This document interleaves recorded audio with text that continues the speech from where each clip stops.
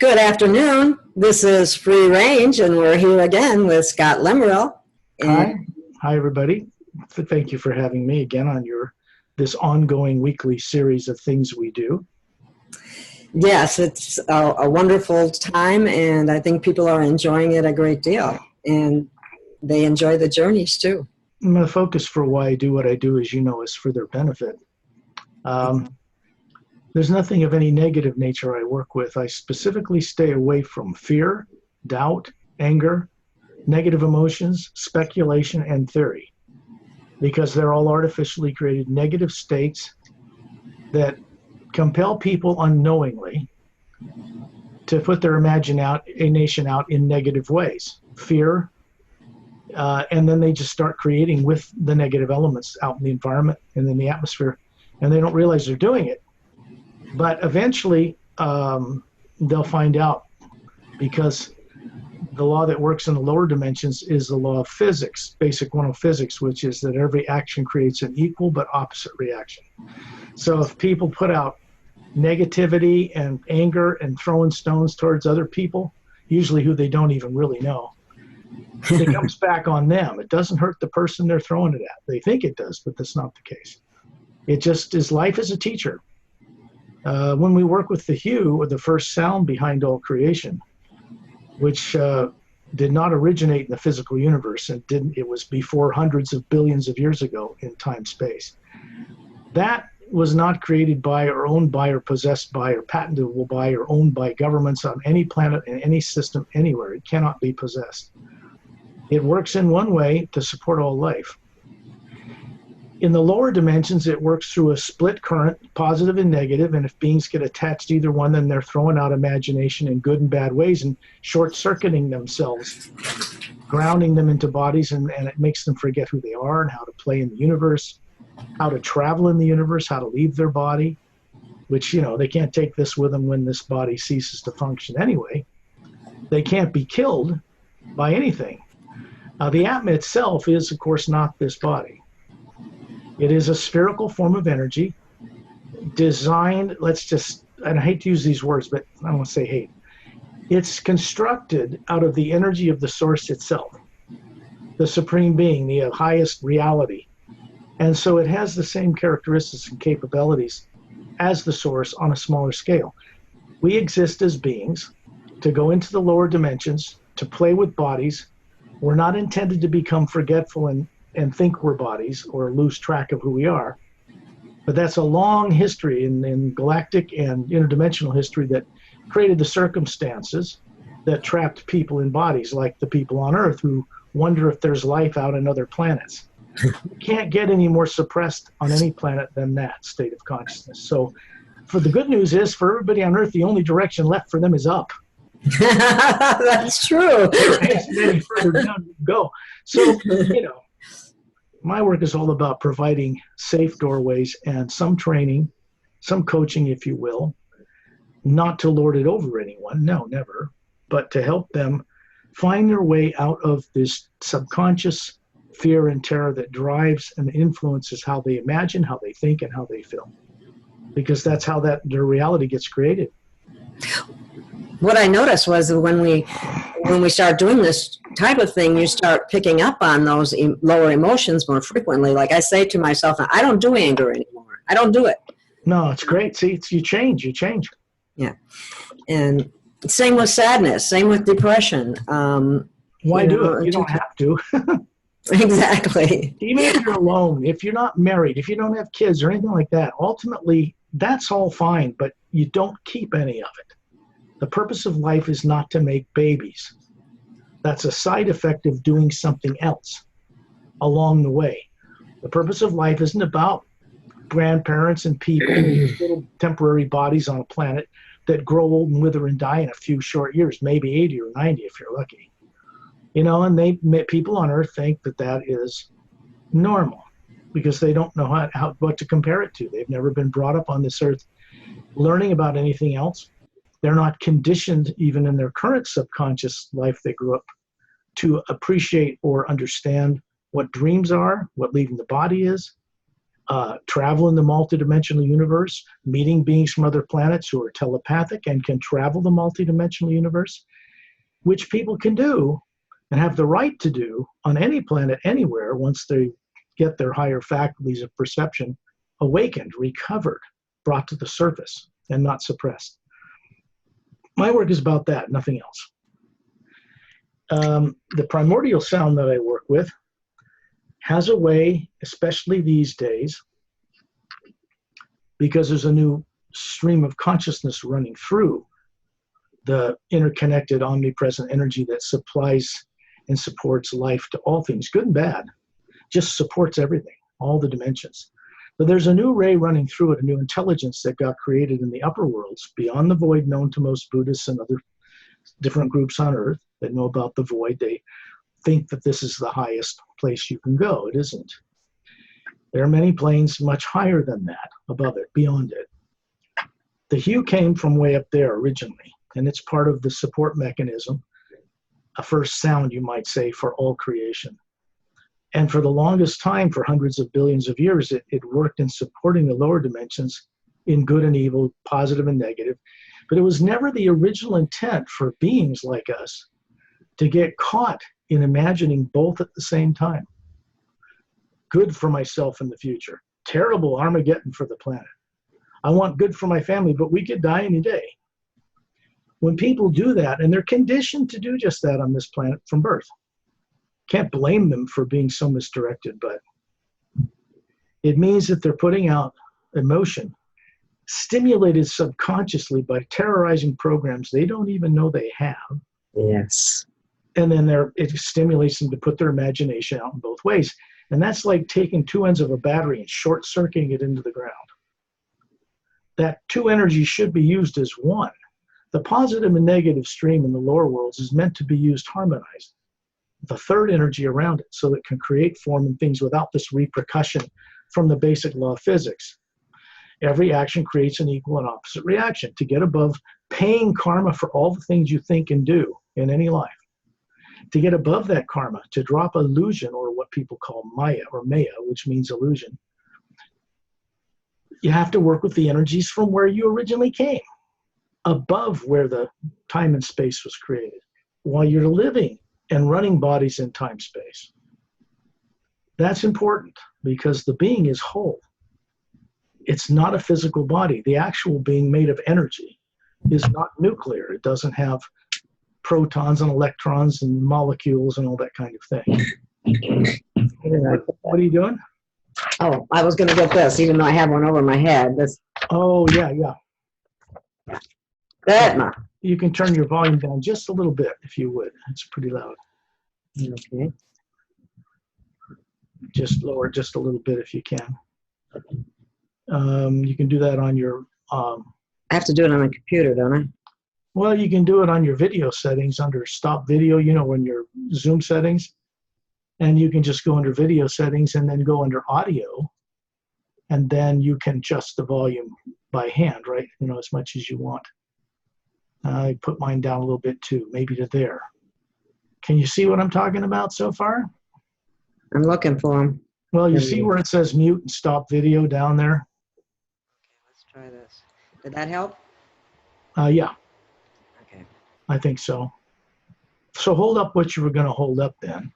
Try to get the best recording quality we can for people, since it's being recorded on my end. Okay, hold it up higher, please. Okay, that is actually what we look like as an Atma, as soul, as an individual being. Not the body. That's not it. That is what we look like in the image of the source itself. And it's made of an energy that is not destructible by lower dimensional beings or tyrants or technologies or anything. Nuclear hydrogen bombs can't harm it at all. That being, you, without this body, could be sitting in a hydrogen explosion. It wouldn't do a thing to you. I would think that would be something that would really help people when, they're dealing with death and dying. Sure. Because just to know that there is no death. No. I know, but it's hard for people to deal with that when their entire culture, all their fellow beings on earth, governments and religions and hidden government, classified people, are all putting out this positive and negative thoughts and feelings every day. So the atmosphere is full of them. Yes. The reason that you can send a radio wave around the curvature of the planet here is because it bounces off the ionosphere. Boop, boop. Thoughts and emotions are measurable on an oscilloscope, microvoltages, and they go out in the atmosphere. All the wonderful and terrible things that have ever been done on this planet to people are still floating around out there.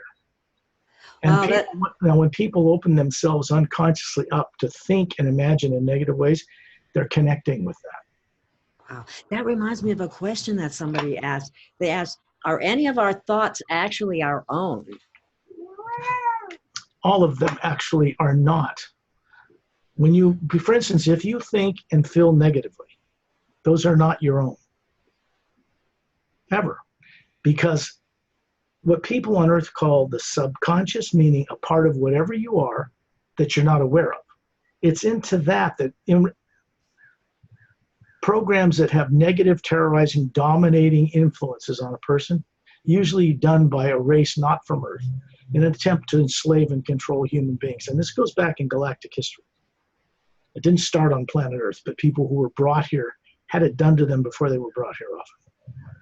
And it just means that there are subconscious programs, really programs, containing negative emotional charges of terror, death, and torture that aren't even real. They might be somewhat similar to what happened to the person before they were brought here, but there are many other programs added into it to reinforce it. And what it does is it influences the nervous system, but you don't see or hear what's in it, you just feel it. It's feeling.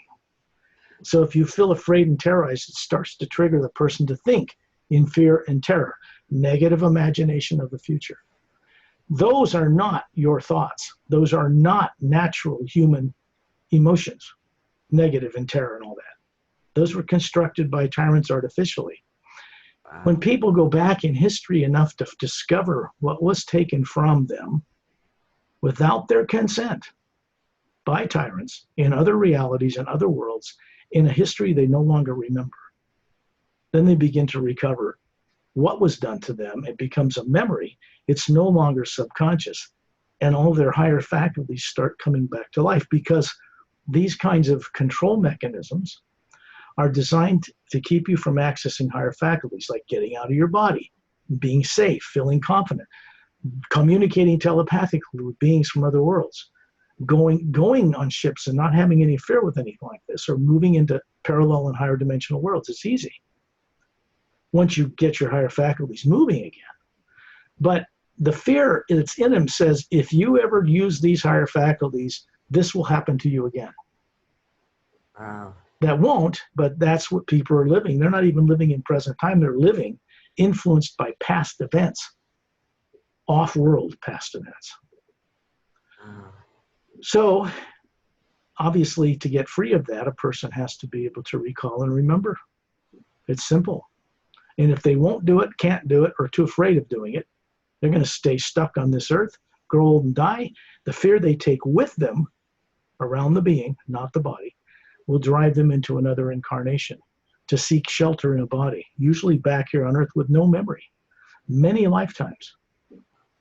Wow. And that is why people are so disturbed on this planet, because they know something was done to them. They just can't put a finger on it, down here. I hear many people say, I don't want to come back here. I don't want to be back here. I'm Well, done. This is my last lifetime. I'm not staying here. Here's the thing about that. You can't actually do that in fear. If a person wants to never come back here because they're afraid to come back here, fear is running them. It'll pull them right back here. They got to drop and stop putting their energy of conscious free will. They've got to stop putting energy, adding energy to the stimulus of negative imagination and emotions. This takes some discipline, and it takes awareness. When people start to wake up, as you know for yourself, you become aware of what things have been influencing. You stop dwelling in them. You stop sitting down and adding to them and getting caught in them. They're just programs. If you pull your energy out of that, those programs shut off. When I work with the Hue, not only does it not attract negative anything, it shuts those off that were put in people by negative beings. It shuts them off so the person can get out, leave it with the body on earth when it's in a trance state called sleep, which is what people put their body in every night without really knowing what they're doing consciously, all like experts. When people put their body to sleep at night, they leave it, period. Every single one of us. And they go out and do things, but they can't bring the memory here because they've got a program that says, if you do bring it back here with higher faculties on earth, we're going to do this to you again that we did to you on this world before we made you come here as a slave and made you incarnate here in human bodies with certain genomes shut down so you can't access your higher faculties very easily, like telepathy, photographic memory, those kind of things. Shut them off. Turn off the genome, the switch on the DNA so their person lives 80 or 100 years, depending upon their genes and history, but they should live at least 1,000. So that was someone, beings that that were involved in shutting off genomes and so on. They were not. Yeah, they were not the actual creators of man. Because some people are saying that, and this was in one of the questions I got asking about the Anunnaki. No, they didn't create any beings. They're not creators. They're tyrants. They're reptilian. Okay. They had a colony in Samaria. It was a mining colony. They brought human slaves here and made them worship them or ate them. The point is they brought them here never to own a whole planet, but they were allowed to under treaty to occupy a certain small area, which they did through history. So did good races here as well. And they would bring their human slaves with them to do all the dirty work. The Sumerians were interesting. They predate Egypt because when they saw something happen, like a ship coming down and landing, a guy getting out in the spacesuit, and he's tall reptilian, and you see somebody worshiping at their feet, which you've seen in pictographs and pictorials and hieroglyphics or carvings and Sumerian stuff. It just means that they were a people that would describe exactly what they saw. They had no cultural history to describe some religious fluffy thing all embroiled around what they saw that distorts the perception, like chariots of fire with the pharaohs going along the river Styx into the river of the dead and all that kind of stuff. They didn't do any of that. So they would just show the ship and kneeling before the space person. That's what's interesting about the Sumerians. The culture was tyrant. Wow. Yeah. Wow. So I think that's one of the things that's very interesting about that. But it doesn't do anybody good, any good on earth, to know that. It's nice if they actually know that instead of believe all the stuff they believe about Planet X and Anunnaki coming back and all. It's never going to happen. I keep trying to tell people that's not going to happen. That's never going to happen. That's been stopped from off planet, that kind of thing. So if people are just dwelling in that area, they're dwelling in fear of tyrants. And that means they're putting out imagination, adding to their own trap. They're keeping themselves stuck here with their own power as a being and don't realize they're doing it because they've been manipulated to do that. When a person starts to become aware of this, the being itself starts to take command back over whatever was done to it in any life, because the Atma, the pure us, always has had dominant capabilities over any form of negativity, beings in or out of bodies, or the misuse of extraterrestrial technology on any level. But the being has to remember that, or it doubts it and it becomes subject to someone else. Doubt is a big program, isn't it? It's backed by terror and fear. First by anger, throwing stones at all the wrong places to keep them trapped. That's backed by terror of what was done to them. Behind all that, it's influencing the nervous system of people on Earth, so they stay in this culture. In thousands, millions of years, this planet has never really evolved much. It hasn't. Technologically, what? Rockets with diesel dinosaur fuel? They're going to go where? How far out in space? Not very damn far, I can tell you, ever. So, more advanced races don't use ignitable fuels or radioactive elements to get around. They use the hue, the energy in the physical and all the different planes, and they run it through their ship out the other end, get around. They don't even pollute anything or use any power. This is something that's hard for people on Earth to understand and comprehend. Very hard. I mean, you can create an anti-gravity type of capability using some kind of nuclear crap, but it's ultimately destructive. And it will not take them through interdimensional portals clear across the stars at 1,000 times the speed of light. That's not possible with any radioactive material. You know, what always seemed really funny to me was when they used to talk about traveling to other planets and so on, having it take years upon years to get there. And I forgot to put the phones out of here, but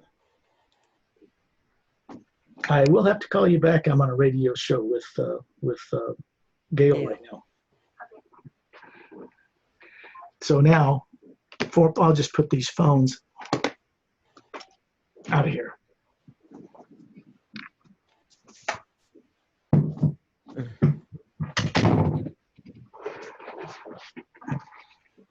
Okay, we're back on it. That was Anna. You know Anna.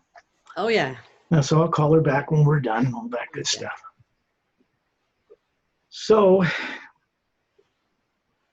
when you're dealing with subconscious influences on Earth in particular, well, Earth is not the only planet shut down in this way. My work and the beings I work with in a vast organization of world systems made up of many human and humanoid races and some not human, but very kind.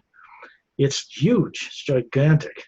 Small aspect of it would be 450 million spacefaring world systems on multiple dimensional levels within the physical universe, parallel dimensions. They have nothing to do with tyrants. There are some races out there that are Nordic, that were corrupted, some that are not, some grays that weren't always bad, some that are reptilians that are still vegetarian. Most of them, though, I mean, in that Great War that happened 5 years ago, were eating people. So they got very perverted back then. And that's all changing for not just one race, but for everything outside of Earth, so that negative covert controls and manipulation and misuse of science cannot sneak its way back into this planet. One of the first things that had to be done to bring this process into play is the cessation or ceasing permanently of the polar shifts of this planet. Ah. That was a biggie.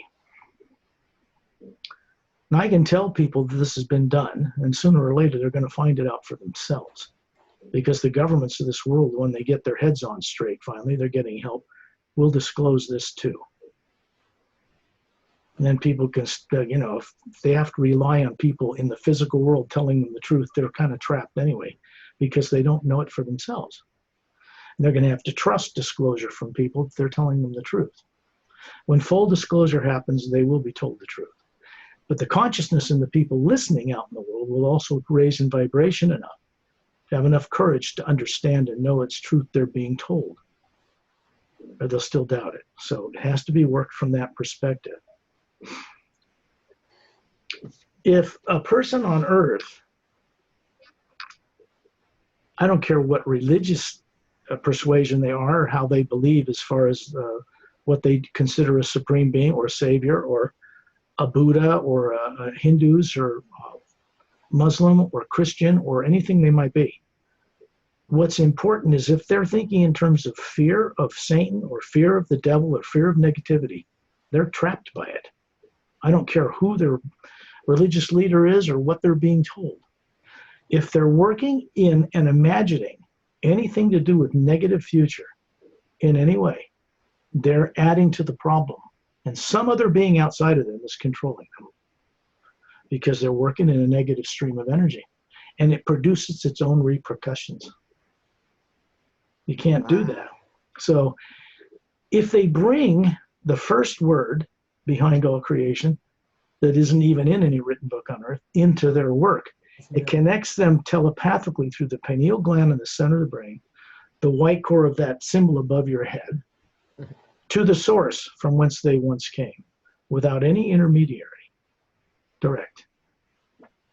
And they begin, it's like hooking a person up to the incoming breath of what people call God, the return current. And they start spiraling up toward it, unraveling all these knots, getting the help until they recover their original purpose for existing, which is to only create that which is of an uplifting, constructive benefit for all life in the entire grand multidimensional universe. not selfishly for just their family or just their planet, for all of it.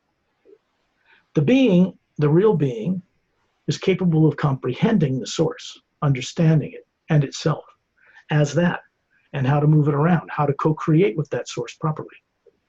It doesn't believe that on Earth. It's been terribly tortured even in past to forget that and fear knowing it.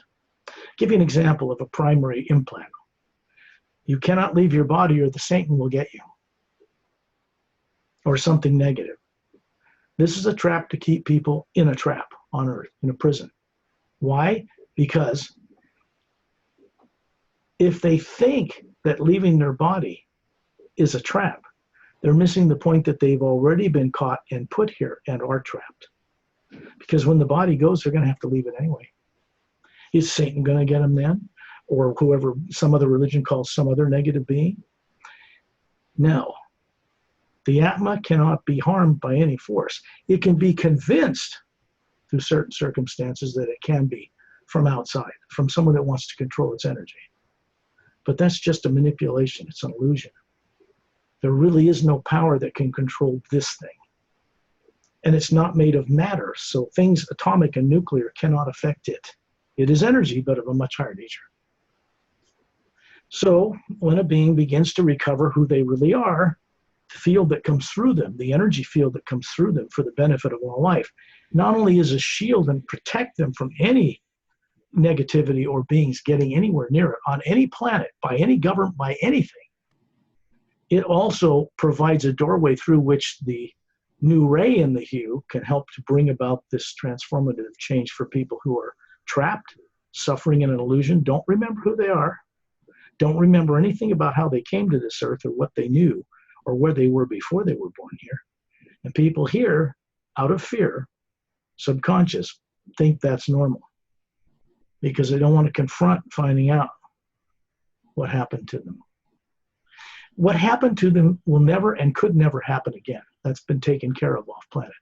But people on Earth are now suffering from the program, the illusion that it will. That's the problem. That's the only problem with everybody on this planet. There are no more tyrants running in secret space programs underground. That's been done away with. That's been done away with by beings from other worlds. And inroads have been made with hidden leaders on this planet to get them aware, to make treaties and to do things with kind, big race. Forget about the ones they signed under a subconscious manipulation to get the technology we're enjoying. We didn't earn after World War II.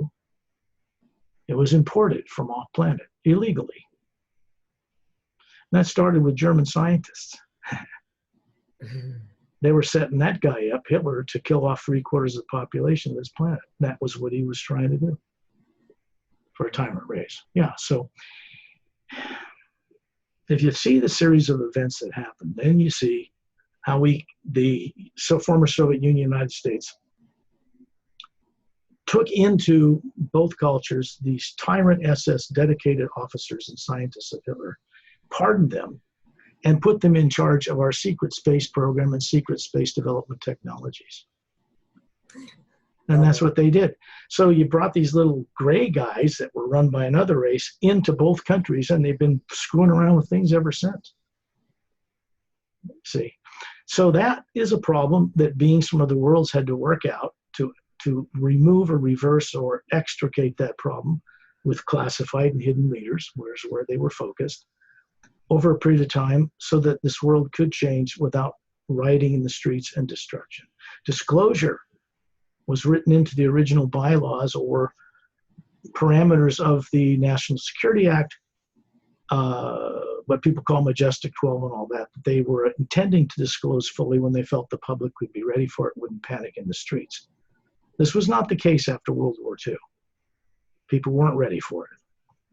So that part they probably made a good decision about, but the influences of what's kept them keeping it quiet too long is negative. And it's not only not necessary, it's destructive. Because in and of itself, deception in any form, dishonesty, lying, cheating, weaseling, creates its own repercussions in space-time. Which means the beings in control of the planet doing that still are suffering. They're Families get sick, people die of cancer, all kinds of stuff, even with extraterrestrial technology. It's not good.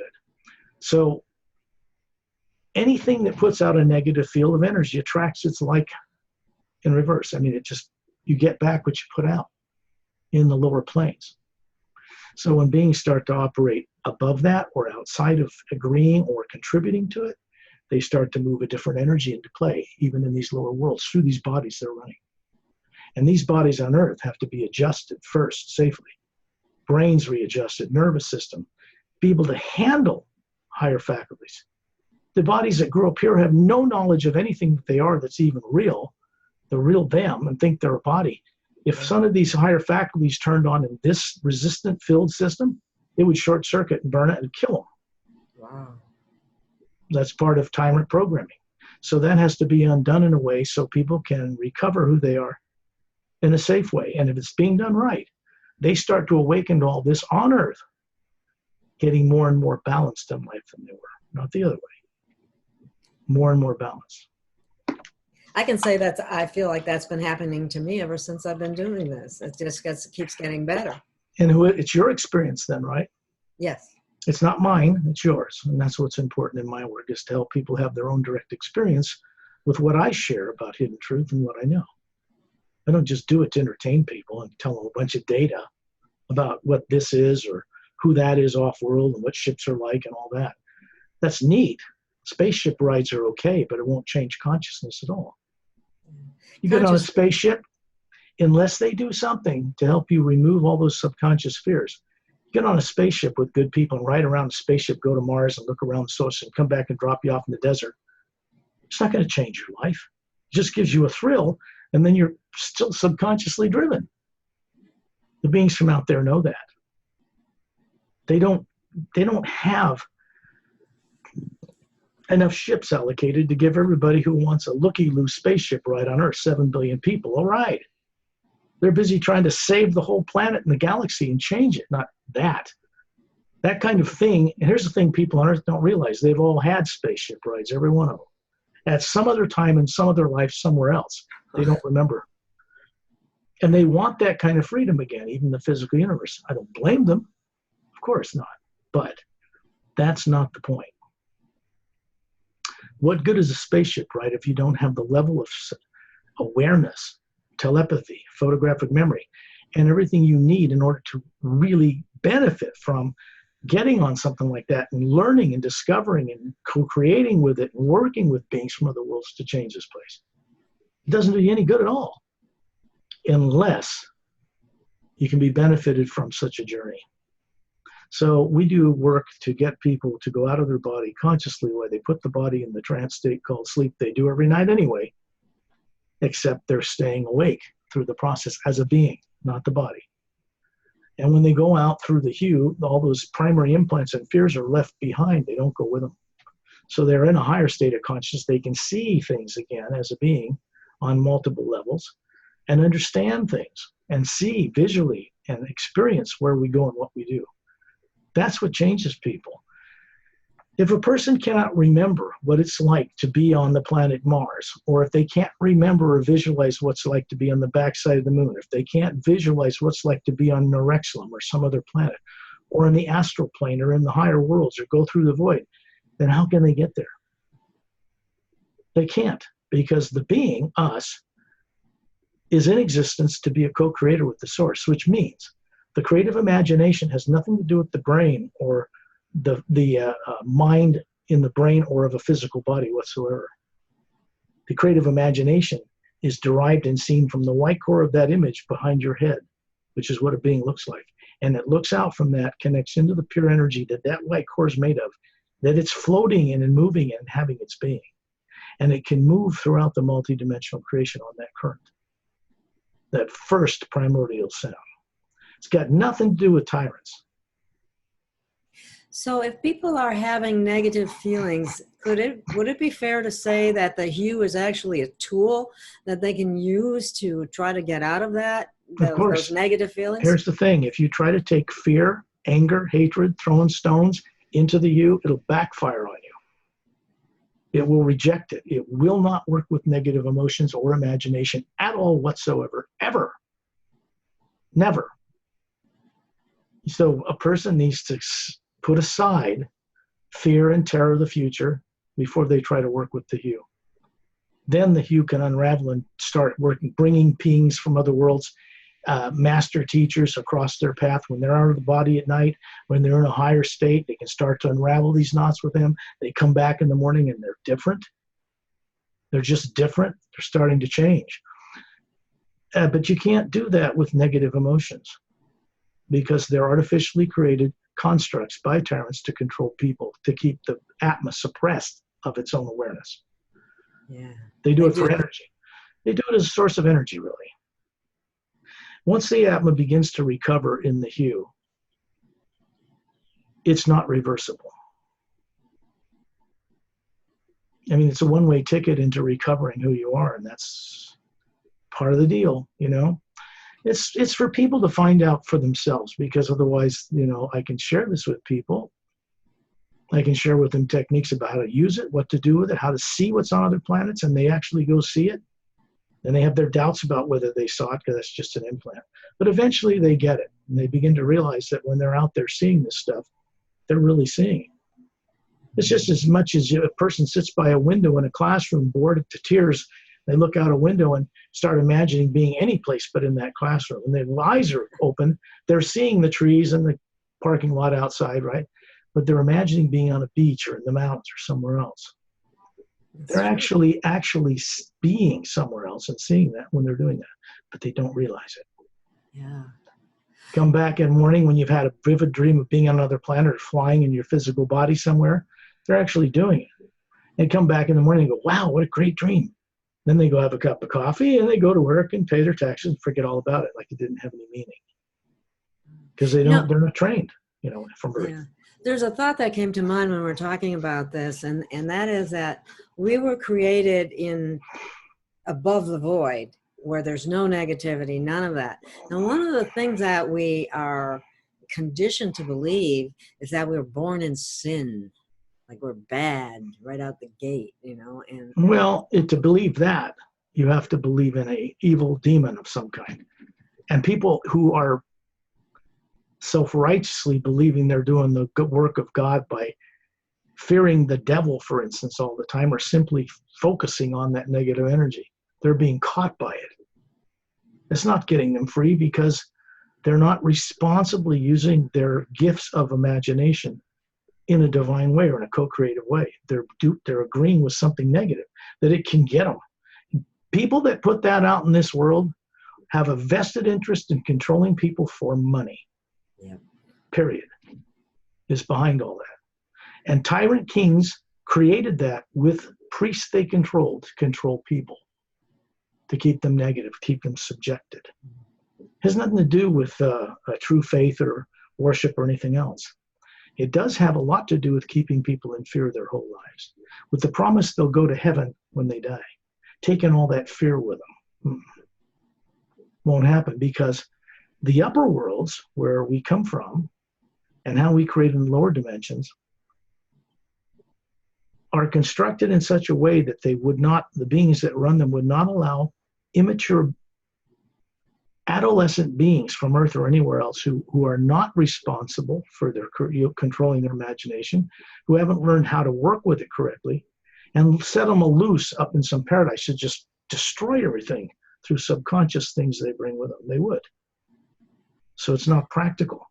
So that means, you know, we're meant to become co-creators with this source, responsible, trustworthy co-creators, not co-worshippers, not co-slaves of some tyrant that supposedly created us, because that source itself, I go there all the time. And everybody has the right to do that when they discover how to do it. Has never encouraged, required, or requested that we worship it, ever. That is done by beings operating in the lower dimensions who prop themselves up, and were supported for a very long time until recently, to do this, to prop themselves up as the source, demanding worship, but not giving you anything to really understand what it is they are or how you can be like them. That is suppression of beings. That's suppression of souls, of the Atma. So when you get above that, into the source itself, the real source, and how it's changing to change the beings that were doing that in this lower worlds and changing the way they think and run. Then you start to co-create with the source again, even while you're on Earth. What comes through you then begins to make this transformation speed up. Because the fact of the matter is, all the beings on Earth today, or who will be alive at the time, will have to be changed in vibration to want to ask for and request the assistance of these kind master teachers and beings from other worlds and other realities. And they can come here at no charge, change this place, and help set people free. That's really what people want. Yes, that's a question that was asked too. Do we need to ask? If you have free will, but here's the thing. Do people on Earth actually have free will? They'll tell you yes in a second. Well, they're slaughtering an animal without thought or regard for it, and they just want to eat it. You know, for instance, and that's the majority of people on Earth right now today. They'll say, yeah, I got free will. And I'll say, well, look, do you remember who you were and what you knew before you were born here? Very few people on this planet can answer that with yes. And I say, okay, if you don't remember who you were as a being and not this, it's going to die one day, and you don't remember what you knew before you were born here, how can you say you have free will? You don't have any free will to remember? How's that free will? It isn't. So they have the capability to have free will, but it's repressed in people on Earth right now, for the most part, really. Mm-hmm. So real free will is something that the Atma can do to run a body knowing it's not a body, get in and out of it, travel the multiverse, meet with wondrous beings all over while they're living a life on Earth, and have that kind of freedom. That's more of what real free will is about. People on Earth, for the most part, don't have that yet.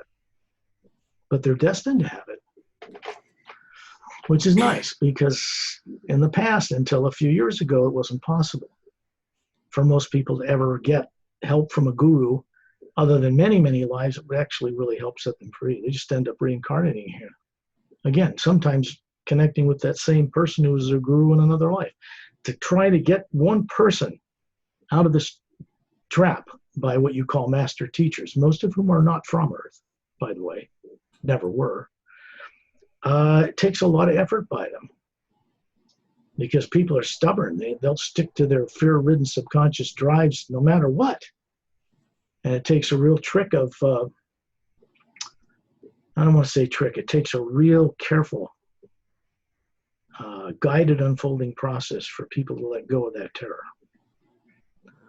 I'm not talking about the terror of war on this planet. I'm talking about the terror of what was done to them before they were incarnated here with no memory, forced to be here without their consent. That's important, because that's why people don't remember what they were as a being, all they knew in billions of years of existence as an Atma, not a body. So the real secret of all this thing, hidden truth, is get people aware of what they are that isn't a physical body, and it will begin to unravel, with the help of others, all the knots that were ever done to it in eternity. So they can become and finally fulfill their purpose to be a co-creator with that source. A source they don't remember, don't understand. They're praying to it every day. They're really praying to space gods, beings in the lower dimensions that are tyrants. They are tyrants. They are not interested in setting souls free. They demand worship with giving nothing in return except promises they never deliver on. Temporarily, you might go to some heaven in the causal, next heaven up, astral, causal, mental, but none of those places are permanent. Eventually, you'll have to reincarnate back in the lowest plane on a planet like Earth. Because the real trick of it, the real rule of it is, we have to learn how to be a co-creative being with the other forms we're running on all the planes. Emotional plane is astral, causation, causal, mental, thought, etheric, barrier between the Atma and going across the void into the other worlds. And the physical, which matters pushed around through effort. In the astral, matters pushed around through emotion. In the causal, causation, the mental through thought. These are forms people are living on all these planes as one single Atma, and they don't remember any of it. That's not natural or normal. The thing of it is when, say, for instance, we're on this show and I start sharing this with you, I'm doing this telepathically for everybody listening, for the whole planet. This isn't just talking out of my mouth. There's a telepathy going on behind it. Telepathy is not psychic. That psychic energies work with the positive and the negative streams in the 4 lower dimensions. Nothing wrong or good or bad about them. It's just that they swing from one to the other like a wave, and they're unreliable. When you work with the energies that come from above the void, which is what your being's comprised of, then they have mastery over those 2 things, and they keep them whole. Then when you look at the universe to know something, you can see both sides of the coin clearly at a distance. You're not caught in the illusion of either one. That's how that works. So the more people become aware of this, if I'm sharing it with you on your show, something stirs in them that goes, wait a minute.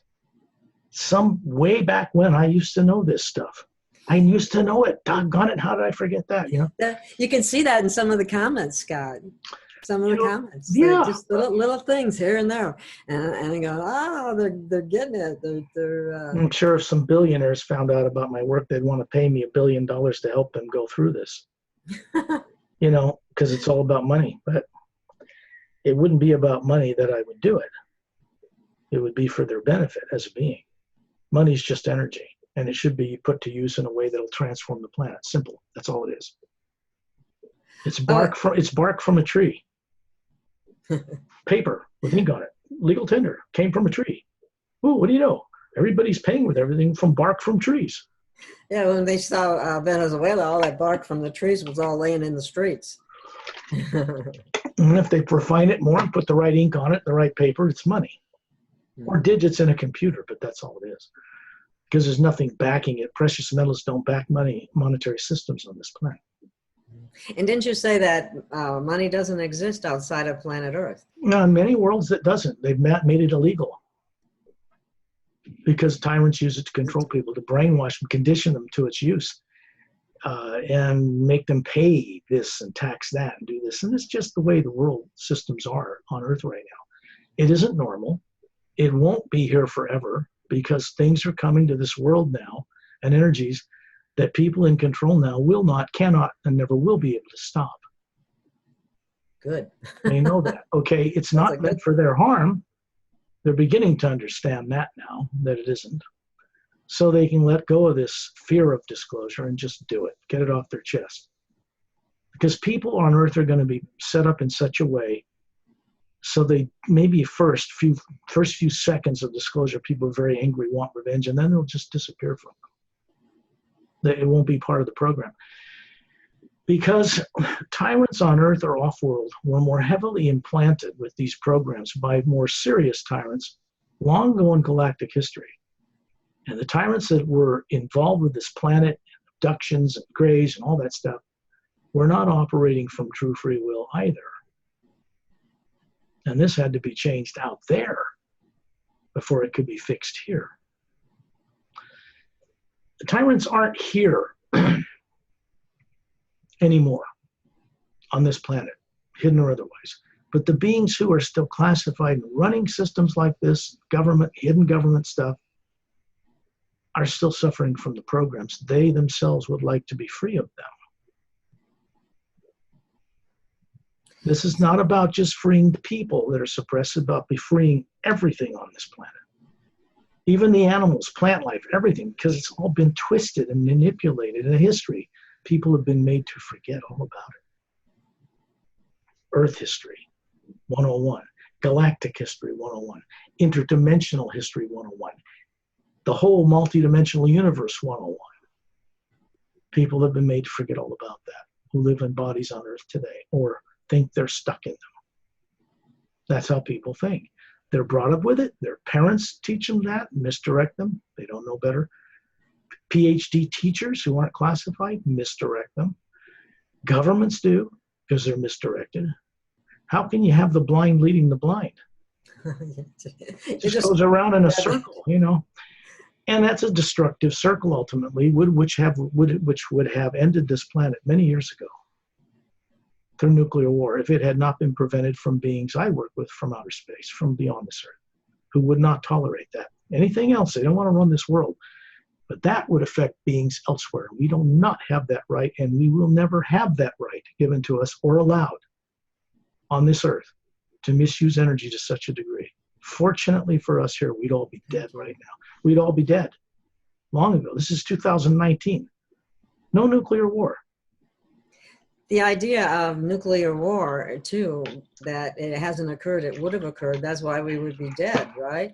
They tried to do it a number of times, but it was stopped by... No, it's very highly classified. And if I had been in their shoes, I probably would have classified it too, because it scared them.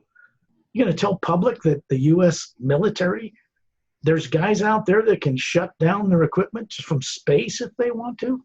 How are they going to cause you to keep the system in the status quo and feel safe about it if you knew that? That's one of the biggest reasons they don't disclose. Because they want to keep that system funded and people working in classified arenas and reverse engineering extraterrestrial technology. Instead of being open and honest with the people about it and helping them go into manufacture this stuff openly, they got to do it all secret. It costs 10 times as much, at 50 times the suppression of truth, at lying and deception all over the board, across the planet. It's unhealthy, it's unwise, it is destructive, and there is absolutely no future in it in space travel for this culture on this planet at all. I make it very clear they're not going to be allowed to play among the stars the way they are. But they will be allowed to play among the stars as free beings if they help change this planet properly for the first time. That's required now for their own good.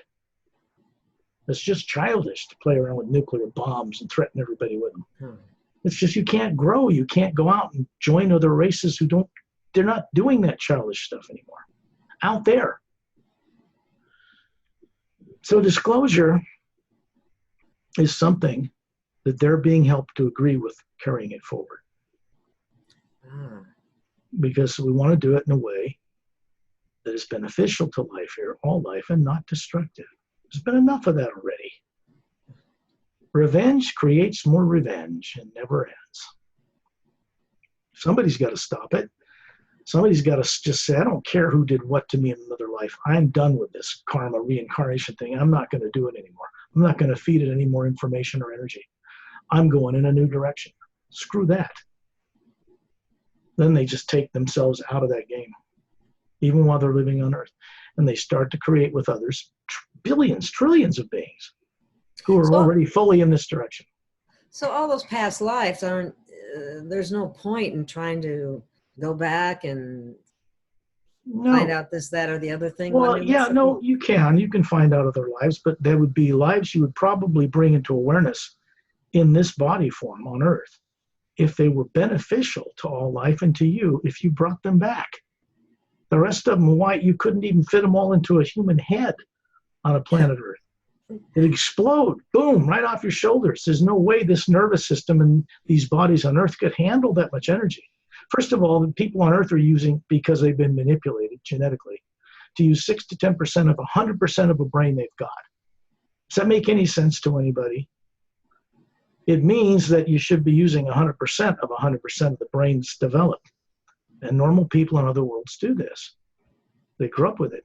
So the photographic memory, the telepathy, which is a pure form of communication between white core of one being to white core of another being, not bodies. And it cannot be interfered with by negative anything. That's telepathy. The true form of communication between beings. On Earth, it's been shut down, so people call it intuition. Maybe I'm right and maybe I'm not. I'm in doubt, therefore I'll stay stupid forever. When they think like that, they're just going to do that year after year in doubt and die in doubt. It's not natural or normal for a human being running any body on any planet to die in doubt of anything. That's been manipulated by tyrants somewhere in history, on Earth or out among the stars, where people actually who live on Earth today came from at one time. Every bit on Earth is an extraterrestrial, because no human being ever evolved on this planet in the first place. Human beings in this form evolved billions of years ago out in other galaxies and were brought here. It's common sense. Come on. There's billions of galaxies out there, trillions of planets. And they think human beings just evolved on this one little earth and came out of the primordial swamp. And maybe they were dinosaurs. Maybe they were fish and they started walking. And then the fish evolved to monkeys. Then they became Cro-Magnon man, or both extinct species. And then suddenly we just became, boom, humans. Yeah. So, funny, the monkeys are still turning into humans. What happened? Yeah, they can't explain that one. If they're looking for a missing link on Earth about this, they will never find it here. And when they found evidence of 18-foot tall human beings, highly evolved, 5 million years old, they classified it immediately because that's extraterrestrial related. And since the highest classification is to keep a lid on common populace knowing about extraterrestrials, it becomes highly classified, even above the hydrogen bomb. And that's what they had to do to play the game they've been playing since World War II, using Nazis. That's just nuts. That means, the reason I don't blame them is because beings that they brought under treaty, they could meet with both good and bad beings from other worlds, and they did. Eisenhower did. So you meet with both. Some guy in ambassadors carrying a little device illegally on his belt influences the subconscious mind of that leader. Doesn't change his personality, his intelligence, or his sense of humor, even though he's terrified of meeting such beings. But it affects his decision making. That was done. That has to be and is being reversed, because the leaders running this world are not running under free will. And they know it. They want to be free of it, and they should be. Really. So we can't really blame. If you do, if you're busy in anger and revenge and blaming other people for how you are on Earth, you're trapping yourself. Because your imagination is going out negative. It's connecting with anything that's ever been negative, even in other dimensions where tyrants make you worship them as God. That's changing too.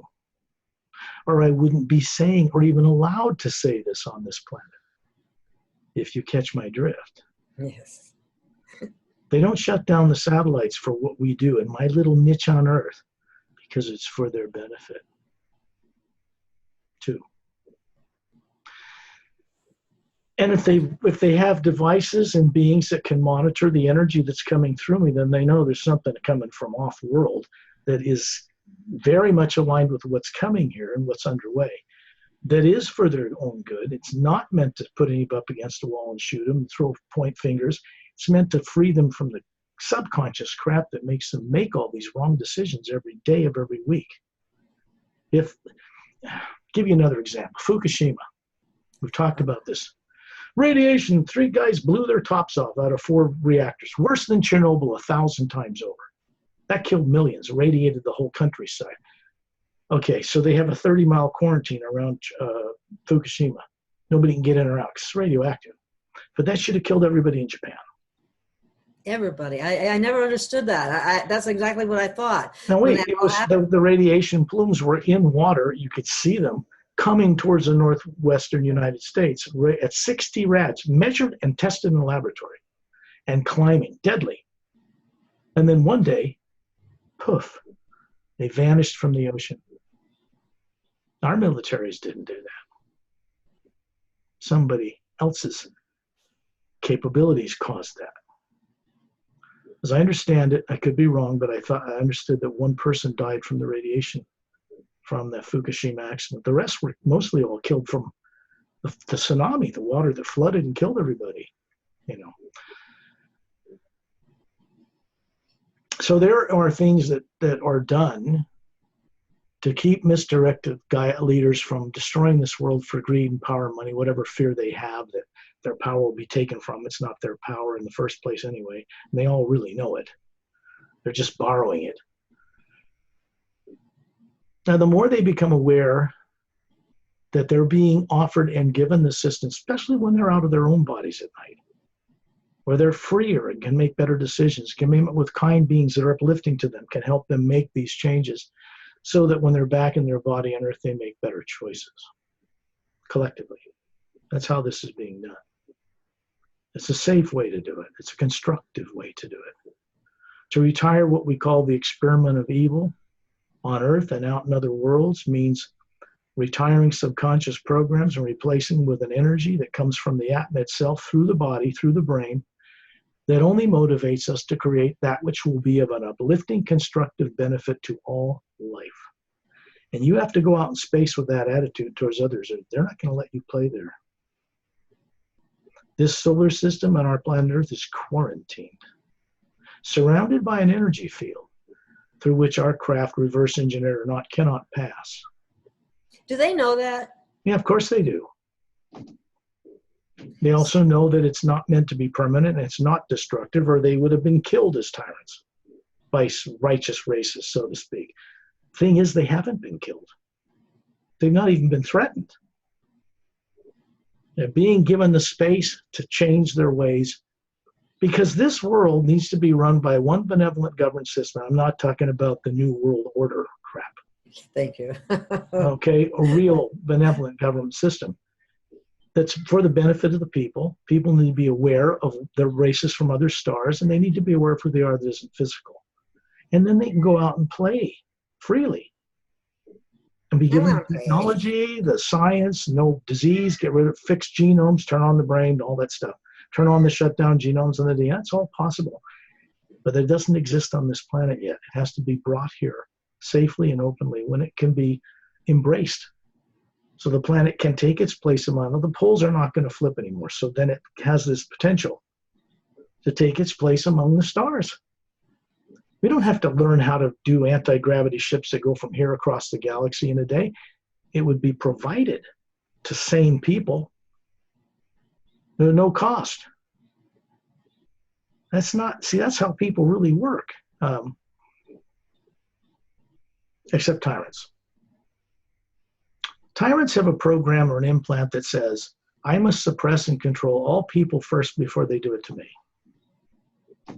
That's how they think. And it's misdirected thinking entirely. But it's what runs them. Tyrants on Earth were controlled by tyrants from off-world so that they could get resources and slaves and try to get this planet taken over, breaking an off-world treaty. And it's never going to work. It hasn't worked. We'd all be dead. It's been intervened with by good beings, just to the degree that we won't destroy ourselves with nuclear weapons, because eventually people are going to get tired of guarding bombs in rusty bomb cases and rusty rockets that they're not allowed to use. Because when they try, their launch computers are shut down. I mean, that's it. You can shoot a rocket off, but you have to test anything nuclear, small yields underground. They shouldn't even do that. That's coming to an end too. But they're not allowed to test them in the atmosphere anywhere. And I mean, not our governments won't allow that. Beings from elsewhere won't allow that. Also, they won't even be able to send something up to try to test anything like Not that. above ground. And if they try to launch nuclear weapons, they'll either malfunction or just they won't work, because that's not going to be tolerated. Yeah. So it's just being used as a threat to keep the status quo in place and keep people afraid. It's part of the classified system. There's a lot of people that in the classified system, even in government, even in the hidden government, secret government, they're not all bad. They're just misdirected. There's a lot they don't want to be doing, they're doing, and they're going to need the help from masterful beings and technicians from other worlds who don't suffer from subconscious influences to help them out of the sticks they're in. Think of it this way. Out in space on some world, long ago, 100 million years ago, they got to the point of where we are, and they're about to annihilate themselves. And then some races came by and said, okay, we don't want to run you, but you can't do that. And eventually, those planets became members of a larger organization of world system. If we'd been alone in the universe, Earth would already be radioactive. There'd be no life on it, okay? We're not alone in the universe, or these people on Earth would. You think, I'll give you an example. Do you really think that someone on Earth, a collection of men, driven from fear of World War II and ending it, the fact that they discovered extraterrestrials exist, good and bad, and that Nazis were influenced by the negative ones, this is where they got their advance in technology, they didn't earn it either. And then you find that out, and then you have this whole government you set up to keep that knowledge from the people. And you think your own mind's the ones deciding to do that. and it isn't.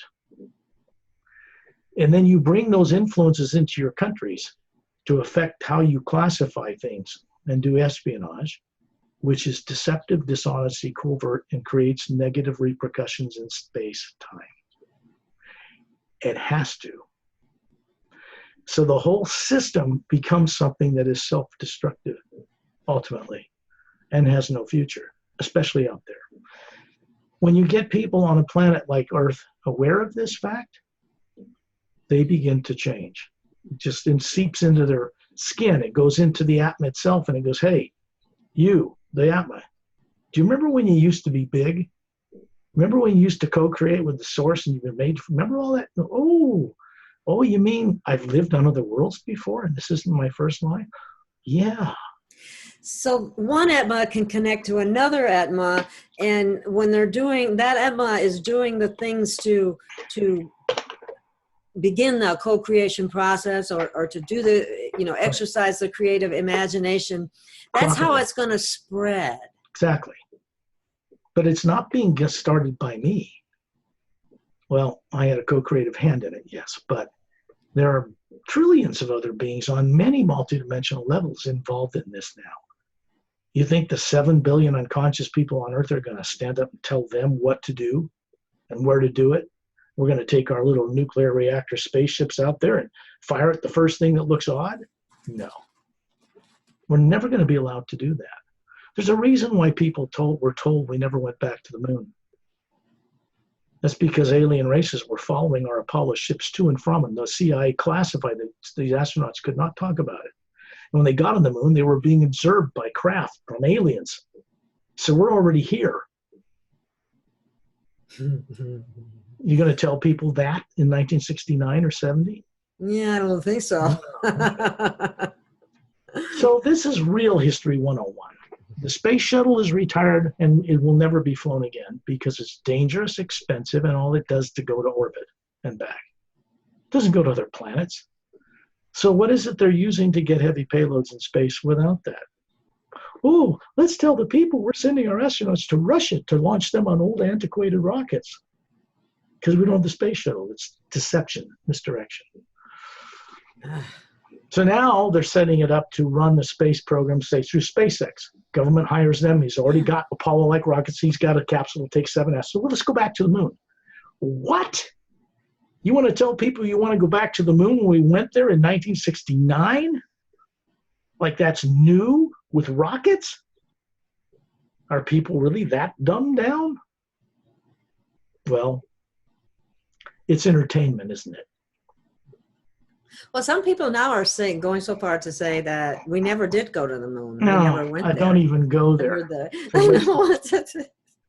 And the world is flat. We might as well go live under the control of the Vatican, and you get burned at the stake if you say the world's round. Phew, come on. I mean, if you get out of your body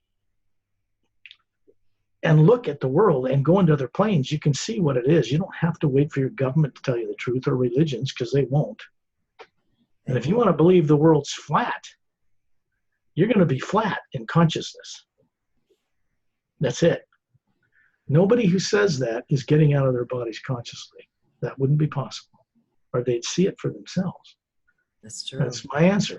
I'm not criticizing any of those people or trying to make fun of them. I never do that.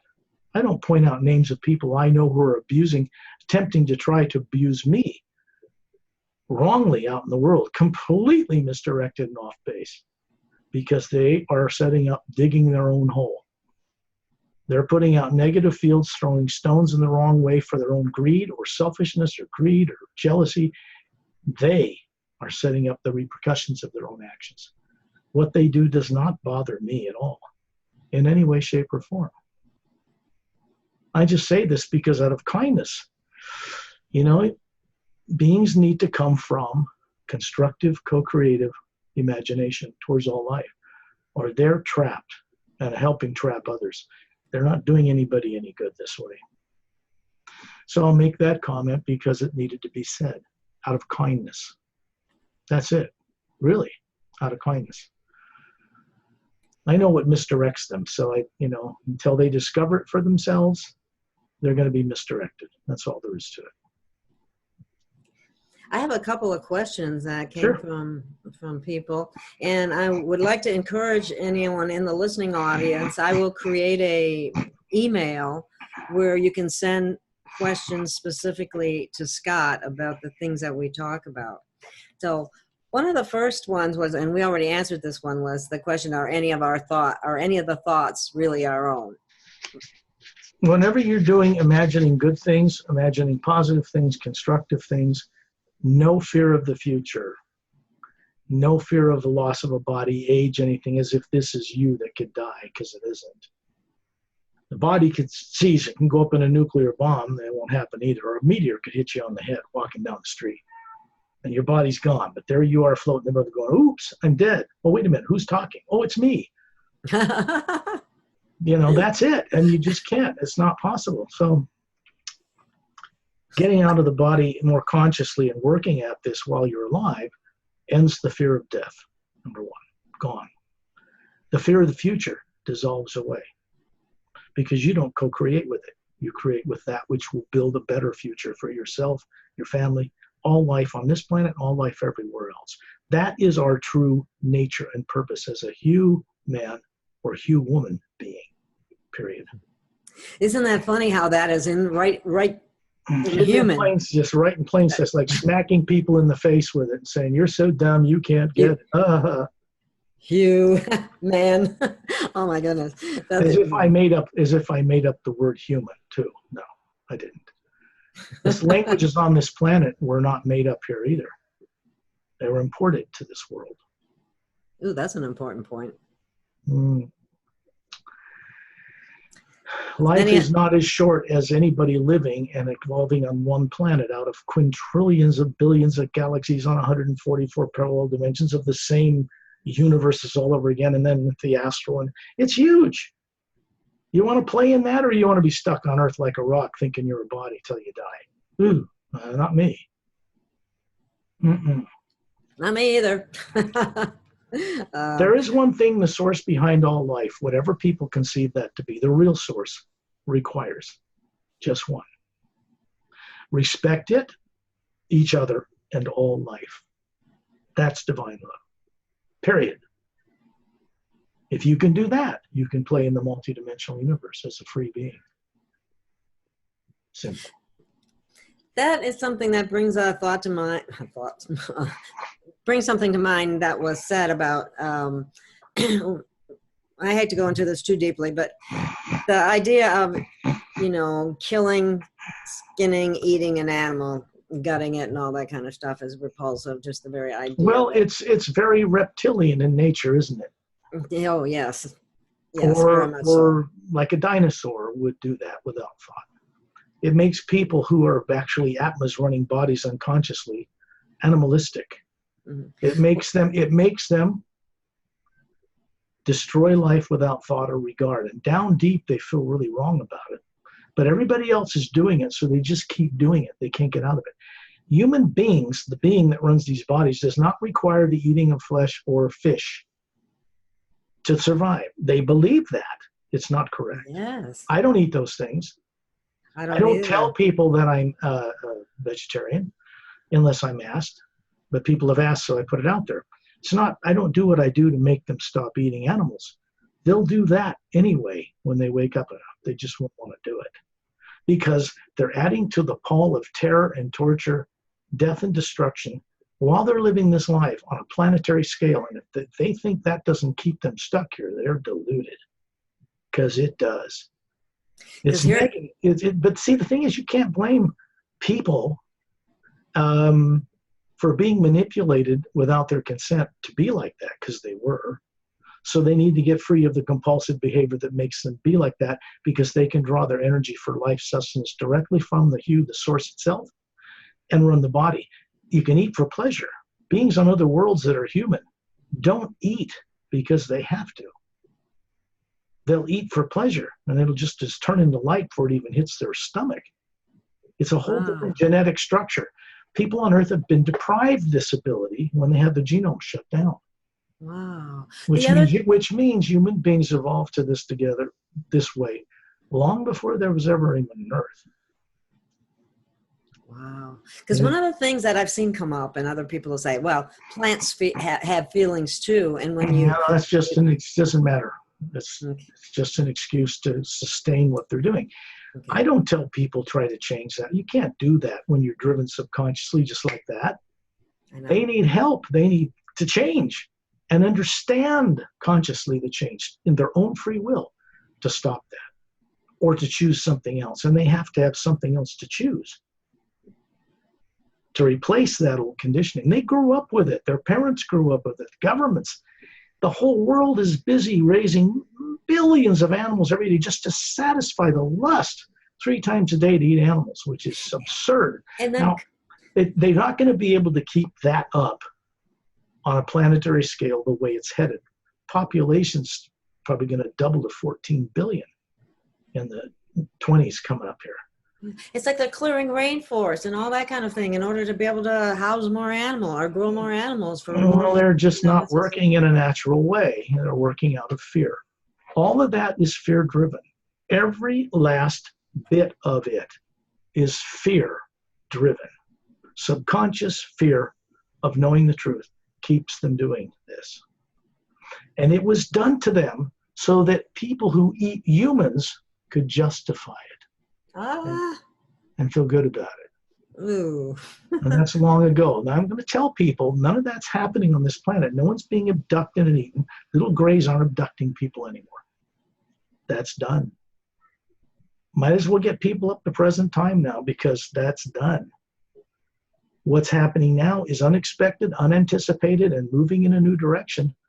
The prophesied past destructive Armageddon destiny for this planet was permanently and forever altered in a new direction a few years ago, about 7. And what's underway now has never happened before in galactic history. How this planet's going to be changed, and others, how they're being changed. So, people might as well get ready for it because people are going to be playing among the stars here. The planet could do it. You don't have to earn all that technology all on your own and see if it works as well as other people. If you're good beings, they'll give it to you. Why wouldn't they? If you're not, and you're dangerous and psychotic and neurotic and destructive, and you go out there in spaceships with nuclear torpedoes and ray guns, well, then you're nuts. You're a lunatic. You're not safe. You can't be trusted. Defensive weaponry that can neutralize energy on an alien tyrant ship is one thing. Building weapons that will annihilate planets with a bomb is just stupid. Incredibly misdirected, negative to the hilt, and it harms the people doing it and their families. They get sick, they die. It's pointless. It's pointless. It really is. So I'm speaking now as, say, a normal human being from another planet would speak about these issues. When they see people setting off nuclear bombs on this planet from out there at the end of World War II, shortly after, they got very concerned that any race would do that deliberately in their own atmosphere. What? That's insanity is unbelievable. These people are crazy. They are. That's incredible. But they knew who and what race from the stars manipulated them to be like that, too. In a long history, people have been made to forget. They know that history. What's important is that people on Earth begin to remember and recall this for their own well-being and that of their children in the future, of course, naturally. I have a couple of questions you want to see. Sure. Should we go through? Okay. Yeah. This is okay. I don't know if this is true or not, but there was a comment made that said the real meaning of God, G-O-D, is an old English word. It means let evil take its course. Do you know what? I can't comment on that. I don't know. Oh, I don't know either. I never. But I can tell you I don't care. Okay. Doesn't matter, right? I don't care a hoot what the old meaning of it is. Okay. Doesn't matter, because if people follow meanings like that, they're just going to be as confused as they are now. It doesn't resolve anything. It doesn't tell them anything to get out of it. It just says negativity is supported by the source. There you go. Okay. Okay. But that was true for a very long time. But it supported good beings too, all life. It wasn't a biased judge of it, just supported. So, okay, now let's see what you do with it. Ooh, we know what people have done with it. Not a pretty picture. Yeah. There are races out there that are much more ancient than human, like us, that we get our genomes from, that are human, that immortalized their bodies a long time ago, which doesn't mean making a body live to be 36 for a million years. It means they dematerialized their bodies in a molecular level and stored it in an atom of their atma, and they manifest it whenever they need it, and then undissolve it when they're done using it. Very practical. So one of those little tears like that are in this. Stored in there, That's yes. really, that's awesome. Also, your other lives are stored there too, on all the levels. Astral, any 144 parallel dimensions on any planet. Emotional, astral. Physical, astral. Causal, mental, etheric. And then whatever you were doing in the upper worlds before time and space was created, and how you were got involved in creating it. Even the experiment of evil itself. Why it looked to be a good plan to motivate beings to get, hold their feet over the fire of hell and then watch them motivate in the right direction away from it. That was the idea. It's a failed experiment. It backfired. It never worked. It was designed to make the lower dimensions, time and space, mirrors of the upper worlds. Our job as beings is to help create that one day. And we're not going to get off the hook with this.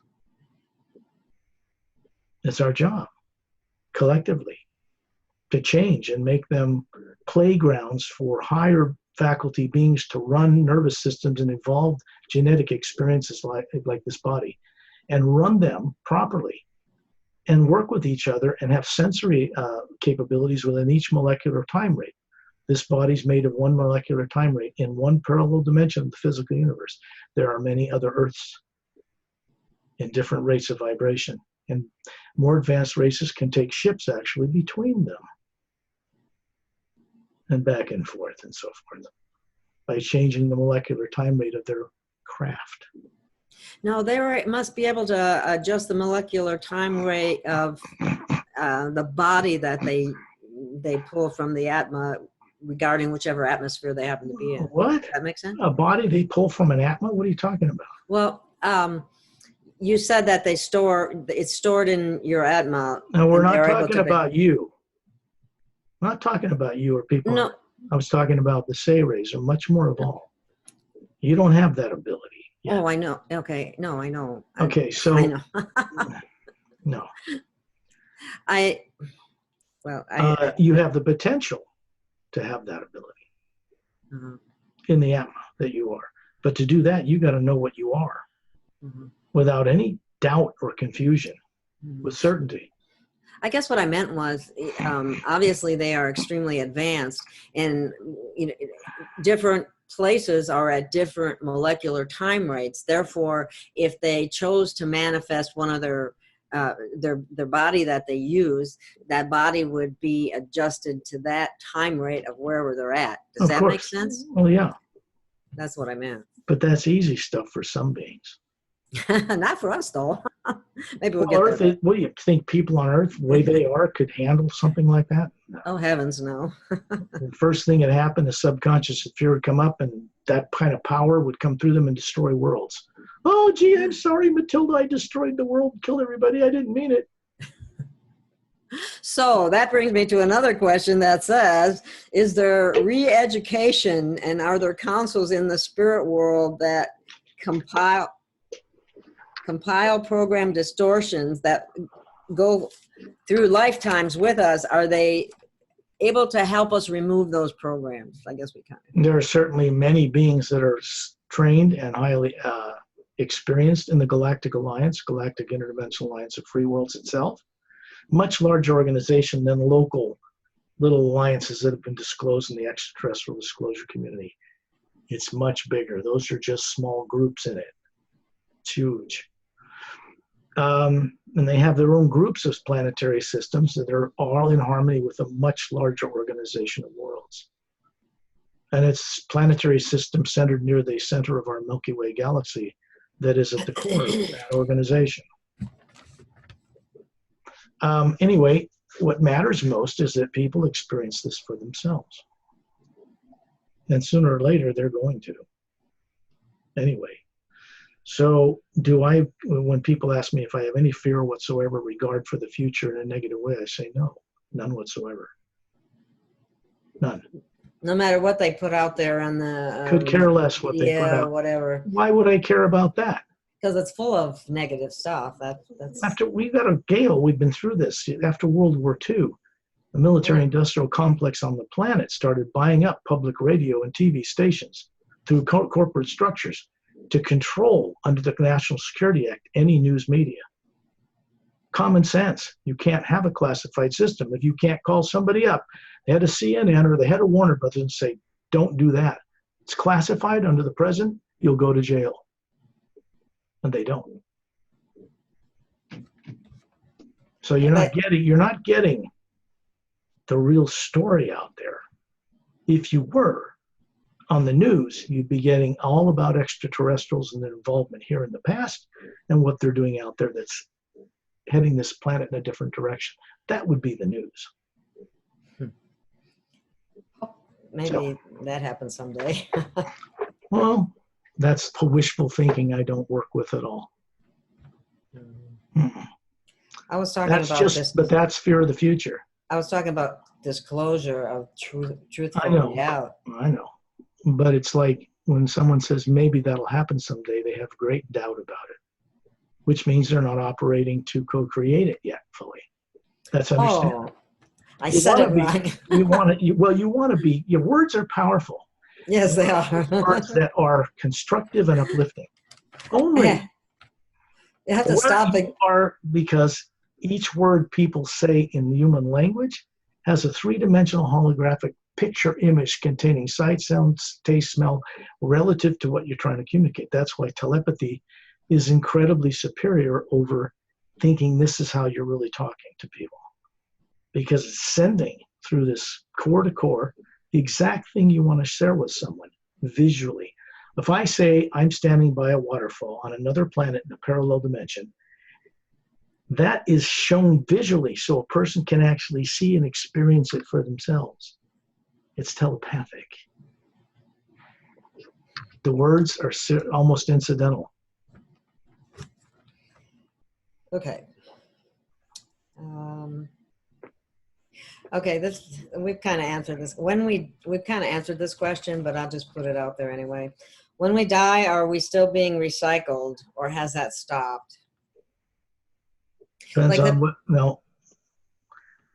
If you take fear with you when you die, you'll be recycled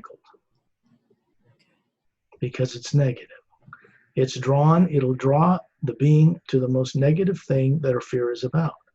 That could be Earth for the most part. It could be another planet, but this place is pretty backward. So you don't want to take fear with you.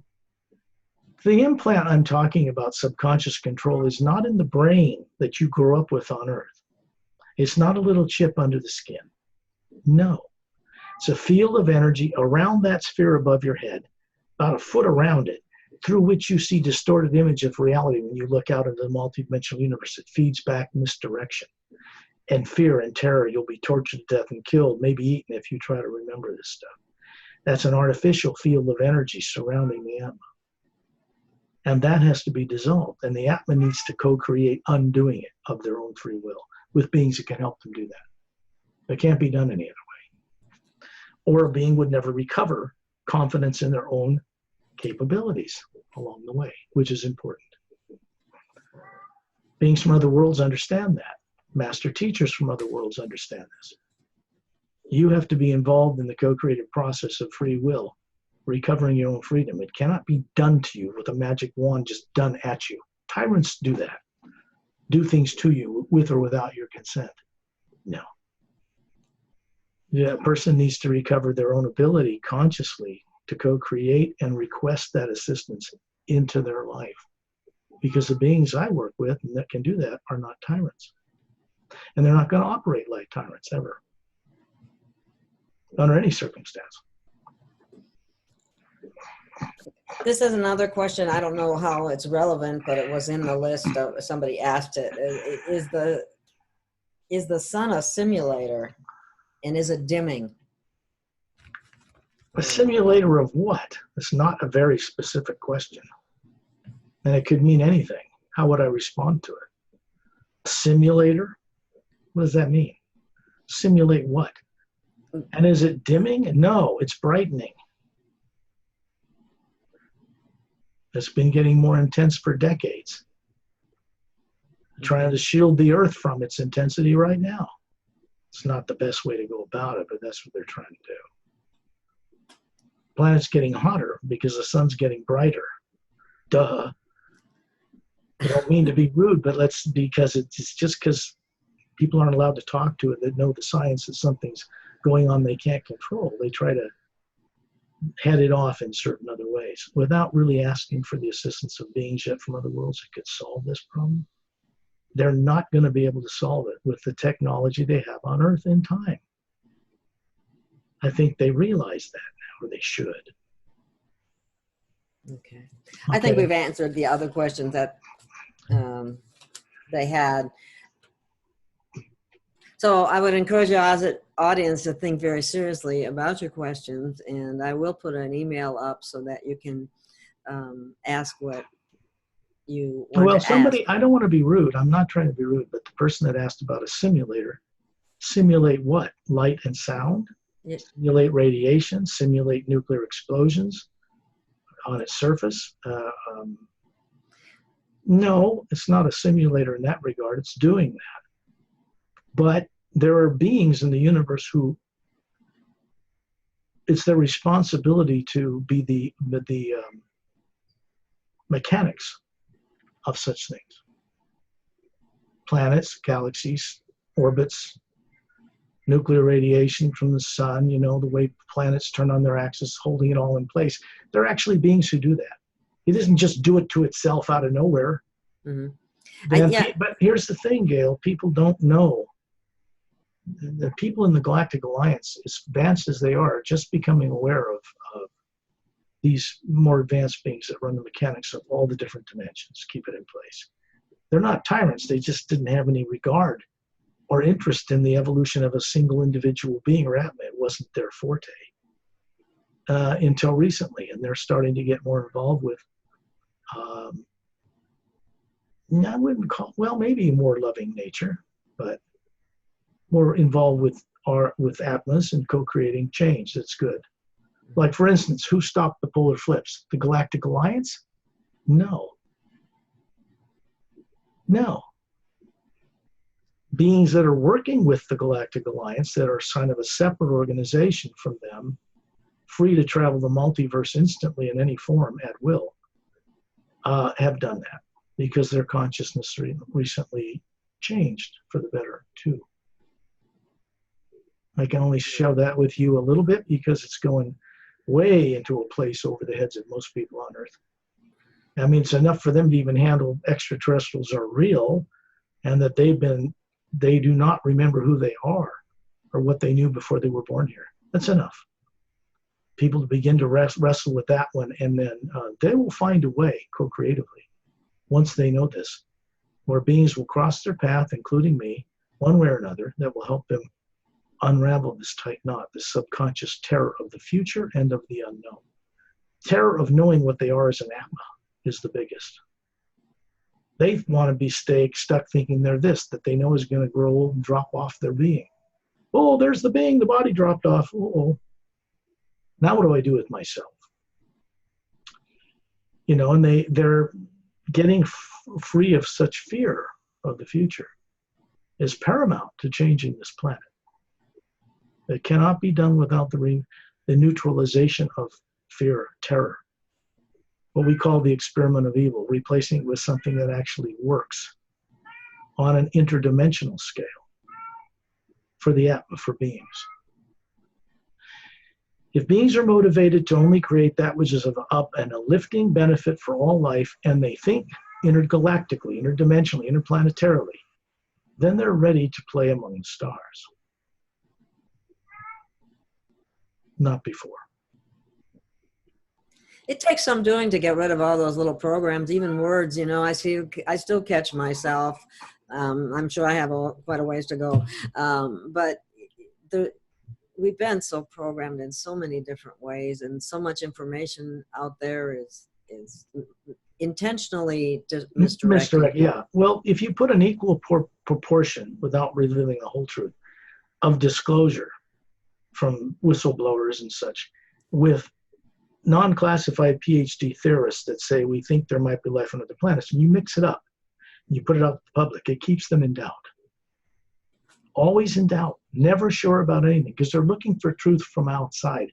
They're not willing to do the work yet to change their own consciousness that's trapped. And they need to do that.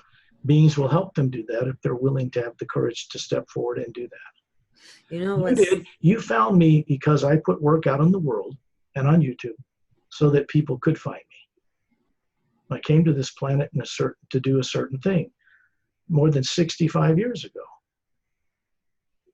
To begin a process that was going to contact world leaders then at the time, was intervened with, but that doesn't matter. The process that was begun then is now underway in a new way, unexpected way for the first time. So, all I did was put out there the ability for people with the courage to step out of this trap, which means you co-created. I didn't do this. You co-created finding me somehow out of all the people on this planet. And you had the courage to do that. And it's changing you. You're changing. It is. And it's all good. And that's the same thing for anyone. They're going to meet people from out of town and master teachers and technicians, physicists that know intergalactic, interdimensional, doorway travel and all that stuff, when they're ready to co-create it.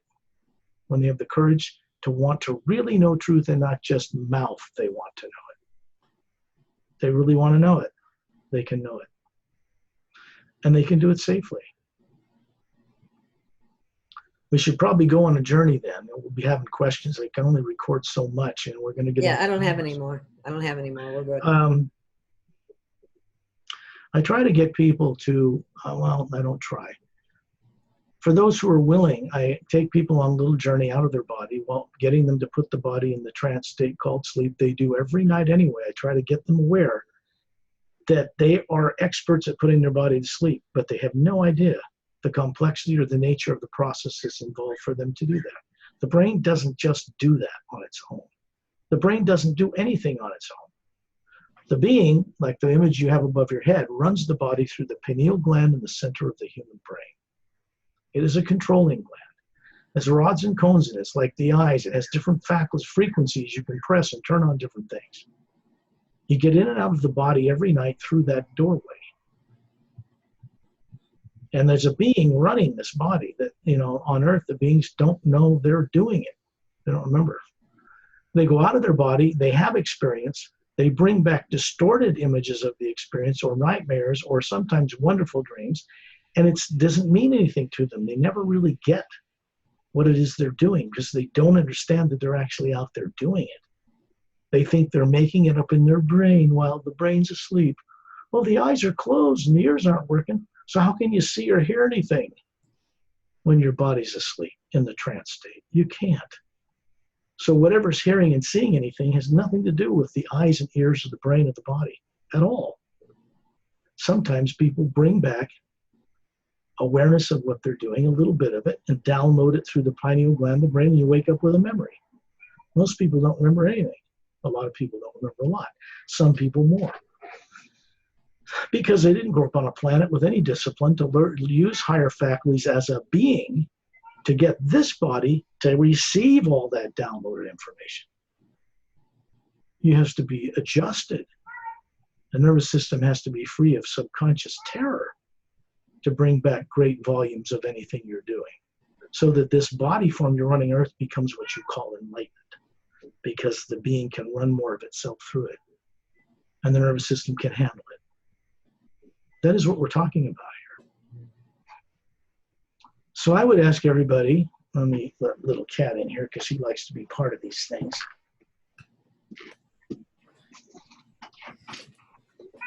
Come on in. Come on in, Starlight. It's okay. Come on. He turns into these, and any time he wants to get up here on the chair and go out of his body and join us. The Atma running this kitty body is not less or more than I am as a being. He's not running a human body, but he's very advanced. He's conscious, and he goes on these journeys, even into higher worlds with me. There's a being I know named Etta who is not human, who's a Dren, who is his teacher. He's a master teacher. this little guy, this little star baby, go on up there. He'll find his spot here or jump down the bed. He usually has a blanket on there, but it's being washed or a little towel. Yeah, he's going, where's my blanket? So he'll go over there and hang out for us. So I would say close your eyes, get comfortable, take several deep breaths, let it out. And when you let out your breath, use your own free will, your own imagination, this time at least now, once. So you're only putting all fear of the future in any aspect, in any way. Health, age, wealth, marriage, not this, that alone aside. You're putting it off on the bed, on the floor, on the couch, on a wall, in a little computer program. You're just simply not putting your energy, a focus of imagination, in anything negative. We don't want to leave the body carrying fear with us, and doubt, and speculation, and theory, and who's right, and who's wrong, or any of that.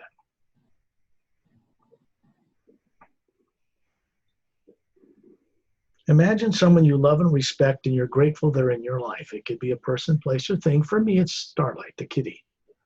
I imagine him and I glow inside. I'm connected. I just go. Because he's pure. And he's a friend. And he's a best friend.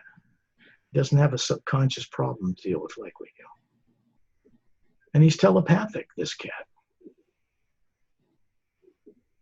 He's a good kitty. Gonna go on the journey with us? Come on up if you want. Yeah, probably over there would be better.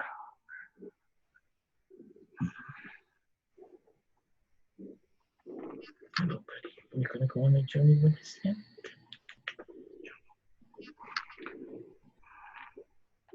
Find a spot. All right, come here. Tell you what, we'll do this another way. Here you go. There we go. Okay. Now. I hear him purring. Oh, yeah.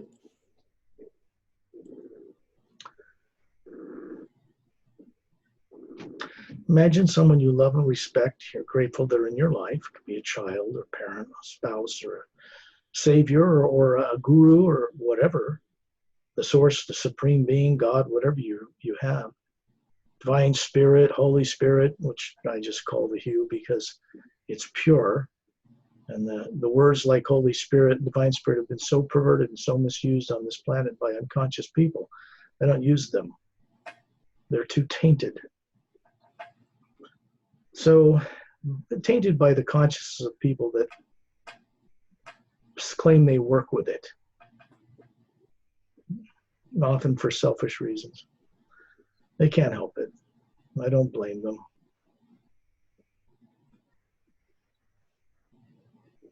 This too shall pass.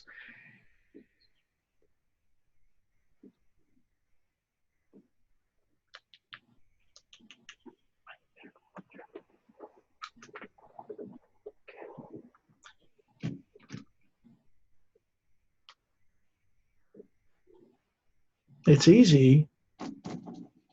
Everybody knows what daydreaming is. The so-called idle imagination drifting away when you're bored, you're sitting in at work, or you're looking out a window and you imagine being somewhere else. The thing you need to be aware of is that when you're doing that, you're actually somewhere else. Not the body, you.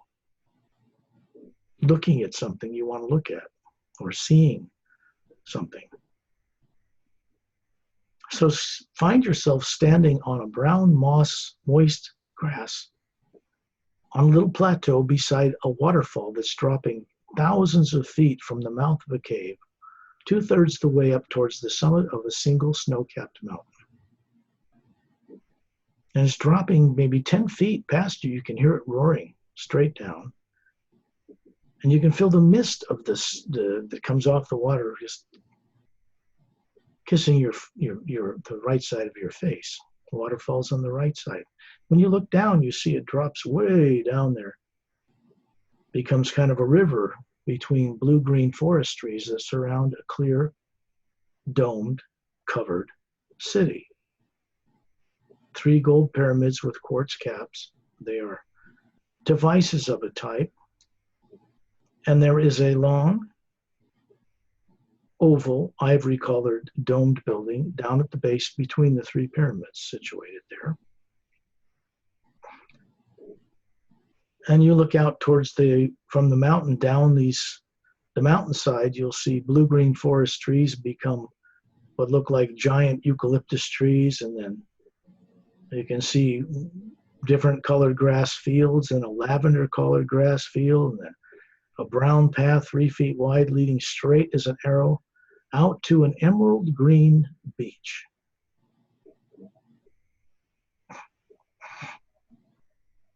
This is on Earth, but on an Earth what is called 3 parallel dimensions up from the one you're used to. It means the molecular time rate of all matter in the universe where your body vibrates and your eyes and ears are tuned to it, vibrates at one singular molecular time rate. In a 3rd parallel dimension up where Earth is, it vibrates at a faster molecular time rate. The bodies there, physical bodies that evolved there or brought there to that world, they vibrate at a higher molecular time rate, still physical. But it's the Atma, the real you, that experiences seeing a body that looks like you, perfectly healthy at about 36, standing on that mossy plateau next to the waterfall.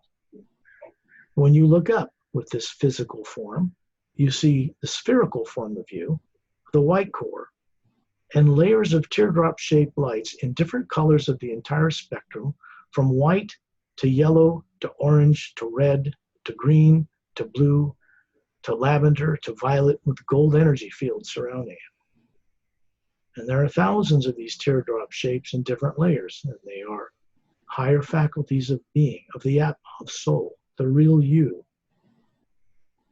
You are both the body form and the Atma hovering above it in this reality. We start this journey from a planet Earth that exists and is protected from any negativity entering it whatsoever from any direction, upper or lower. And it's been a protected place for a very long period of time.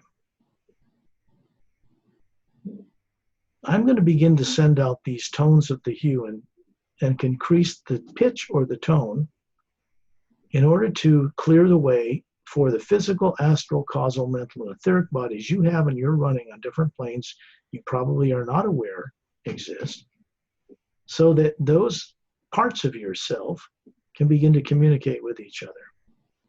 Maybe for the first time, what people call their higher self.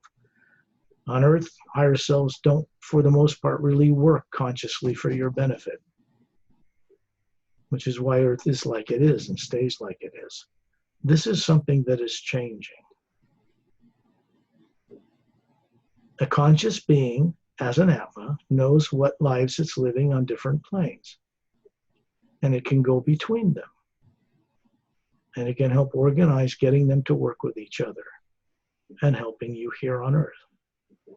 And the beings that are very advanced, which they would refer to as master teachers, from all over creation, can assist you in more rapid ways these days to do just that.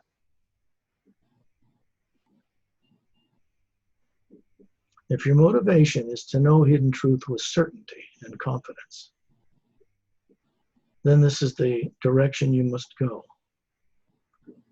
The hue did not get created on Earth.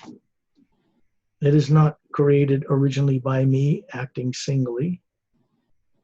And it was never created or owned or possessed by anybody on any planet in any dimension throughout the multidimensional universe. It existed before space and time worlds and the lower dimensions were even created. And we are comprised of that energy. It is energy, but it's not nuclear. It's not space and time.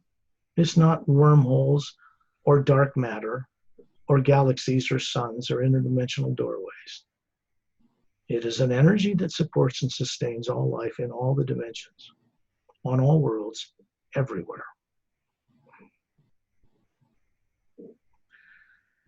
This will raise the vibration making it helpful for all of you to begin to remember that you once knew this somewhere in your ancient past.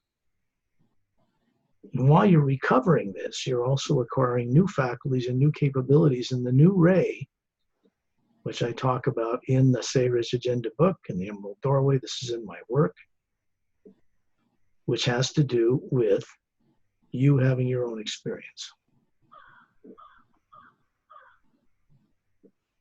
I will begin those tones now.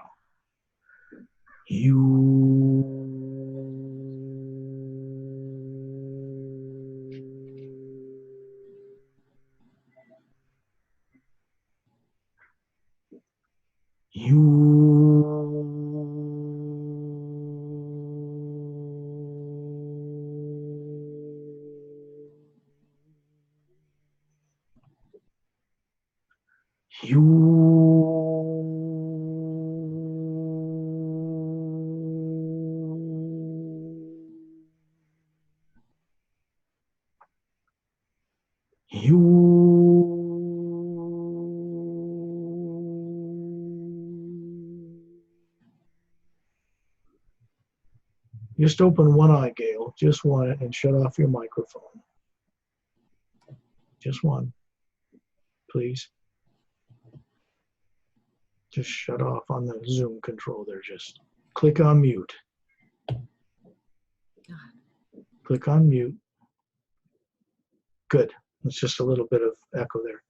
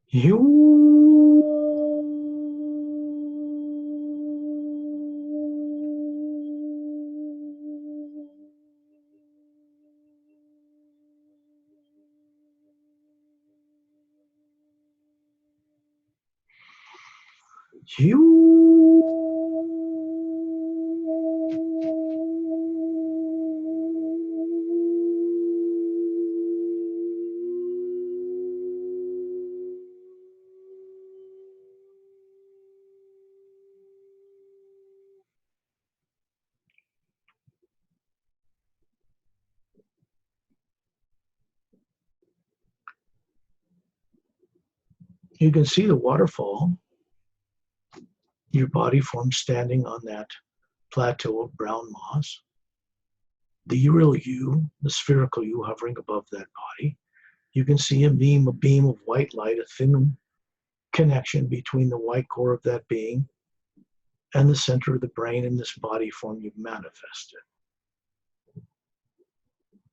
It's unbreakable. It's not a silver or gold cord between lower bodies. It is not that.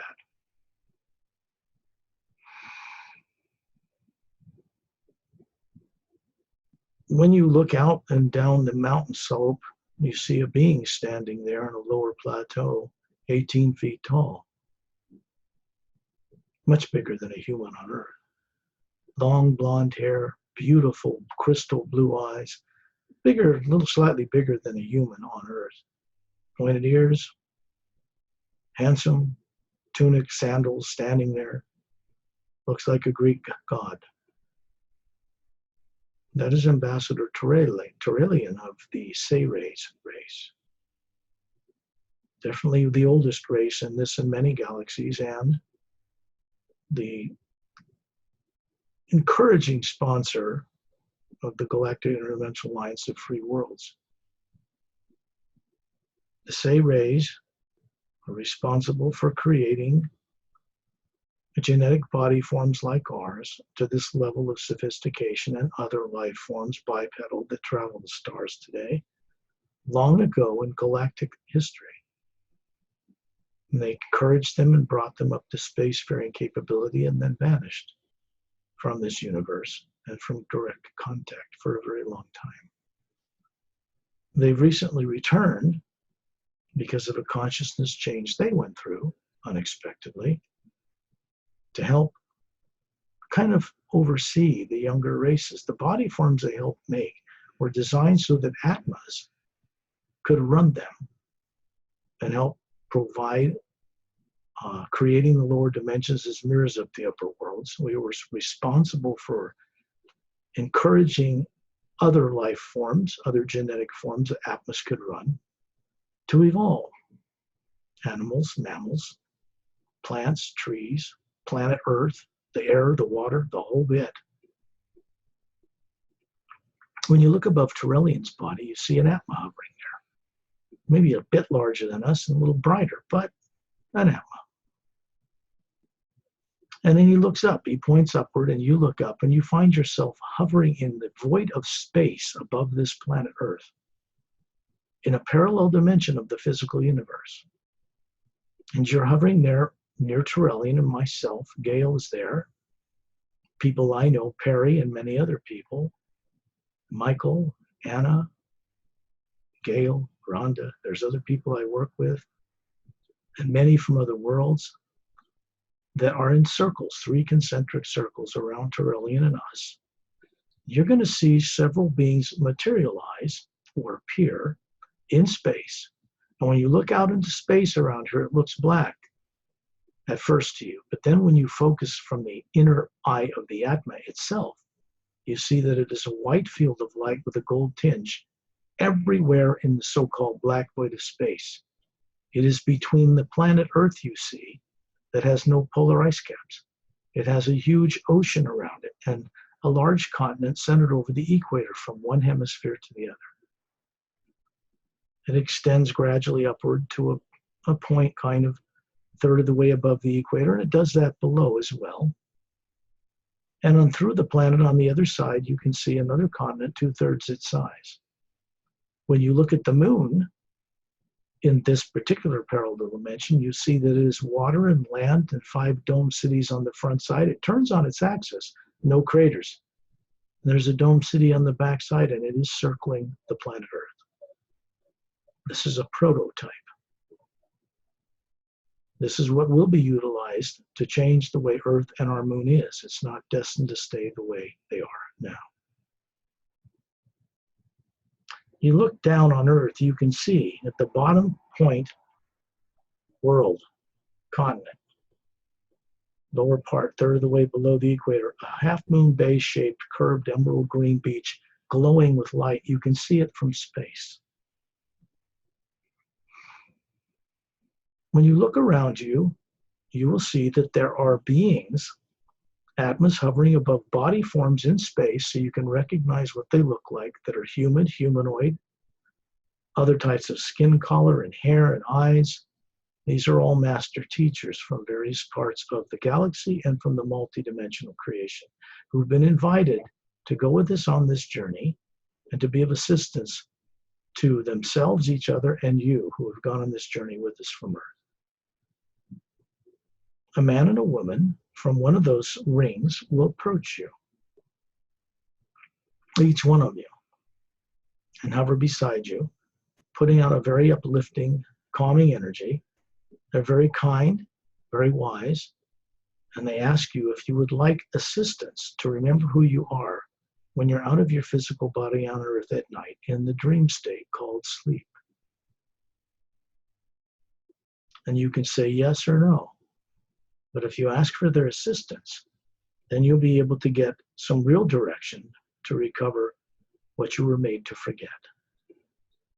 In the Seirei's Agenda book, which discloses all of this, maybe not as much as we're doing in these journeys, but it is a special technique section in the back that allows you to work with the prologue in all 29 chapters, a technique for each one that will assist you in connecting with such beings in a safe, benevolent, uplifting, constructive manner. The Emerald Doorway book that's out there has 30 illustrations in it. It's about the more ancient history of Earth just prior to the last polar flip of this planet, which destroyed all life on its surface. When you look at the continent, you can see appear in golden letters Lemriel, or Mu. This is for your benefit. Where you're standing, at the same time you're in space, in a body, near that waterfall, you are not far from that emerald green beach, looking down at a domed city nestled at the base of this snow-capped mountain. You can see 3 landing pads, circular blue discs with 3 Galactic Alliance spacecraft, 30 feet wide, on 3 pod legs extended, and a cobalt blue type of almost luminous, semi-transparent, looks like a glass top. These are their more modern ships these days. They're just parked there. Master teachers from the Galactic Alliance, master adept teachers from around the multidimensional universe, Tyrellian, Master Pelham, who is from the Oceanian race, often come here to help. In fact, they help build this city, to help people recover who they are as co-creators with the source itself.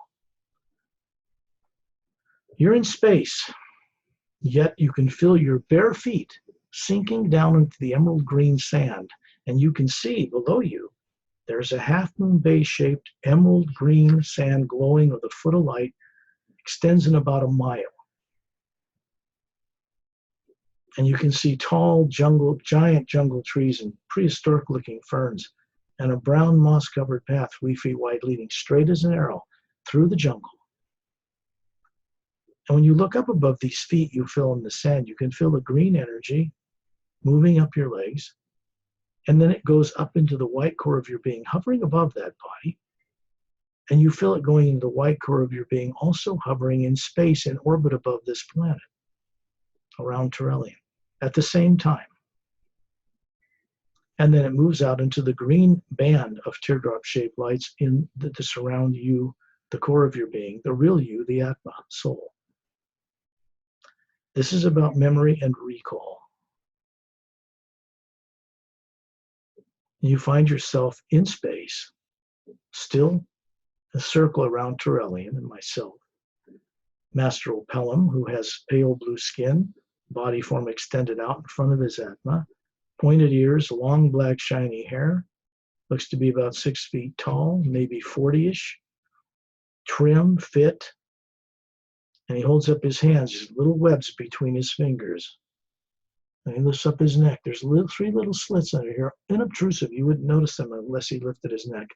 These are human beings that have genomes, like people on Earth, that can breathe underwater or on land. They did not evolve on Earth. They are in a world on the other side of the Milky Way galaxy, a 3rd parallel dimension up where this world is.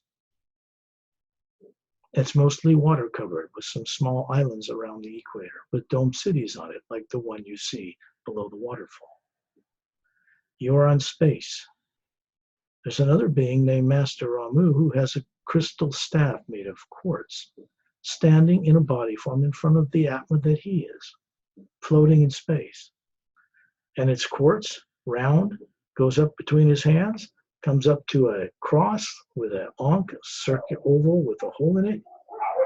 Basically Egyptian, it means eternal life. That's what its true meaning is. And it's a device. This being will carry this with him wherever he goes. Often he's stationed on Earth, but people don't know him yet. These are master teachers that are working with the new ray and the hue today. And working with them, they can help you recover who you are more quickly and safely than ever before. This is for you to experience. I can share this with you here above the earth in a parallel dimension in an area where that planet has no pollutants in the atmosphere or water whatsoever. It is an earth that is already pure, does not need to become it in the future, and it is a prototype for what will be when the time is right on the world you come from, the earth that you're used to, with a barren, crater-marked moon with no atmosphere. It's not destined to remain like this.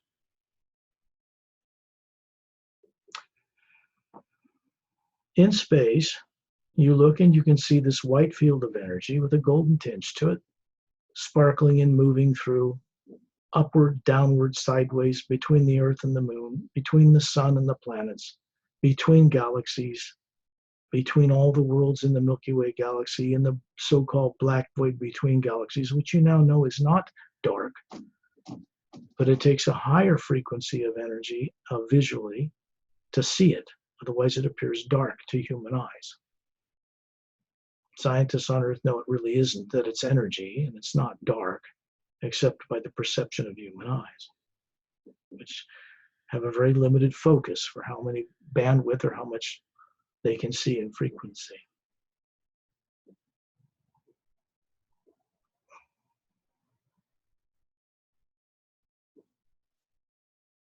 We're going to go on a little journey from here. When you look up in the void of space, you can see many people in 3 concentric circles formed around Turelian and myself, Opelum and Master Ramu, for one reason: to keep you focused on the journey that's constructive and not get lost in all the possibilities that are out there. We're going to a specific place, and you'll see what appears to be a cyclone water spout, not violent, but turning with an opening, appear. And it's like blue-green water that's luminous, whirling around a smooth tunnel that goes upward. And when you look up this tunnel, you can see, because it's bigger than all of these 3 groups of concentric circles, it's wider than us. And you can see a blue atmosphere way up near the other end of it. And Turelian and all of us collectively are moving like a galaxy up into it, a galaxy of beings. And we're moving up at tremendous speed. You can see the stars and other galaxies moving around you through the transparent nature of this luminous water, this energy, and then it vanishes. And now you're in a pale blue void, and that vortex below you disappears. You're floating in something that appears to have nothing in it whatsoever. It's not dark, it's not light, it's just kind of a pale blue pastel. There is life here, but you would have to know how to see it. And Turelian's moving forward at tremendous speed to cross this void. Well, we're moving around him, moving with him, crossing the void, and in the distance you begin to see what appears to be a white, glowing, sandy beach. And then if you look, the beach spreads out and goes in infinite direction, straight as an arrow. And there are giant jungle trees with crystalline materials on them, and they're glowing. And we're going to pass right over the top of this beach into a land that's the first major division above the void.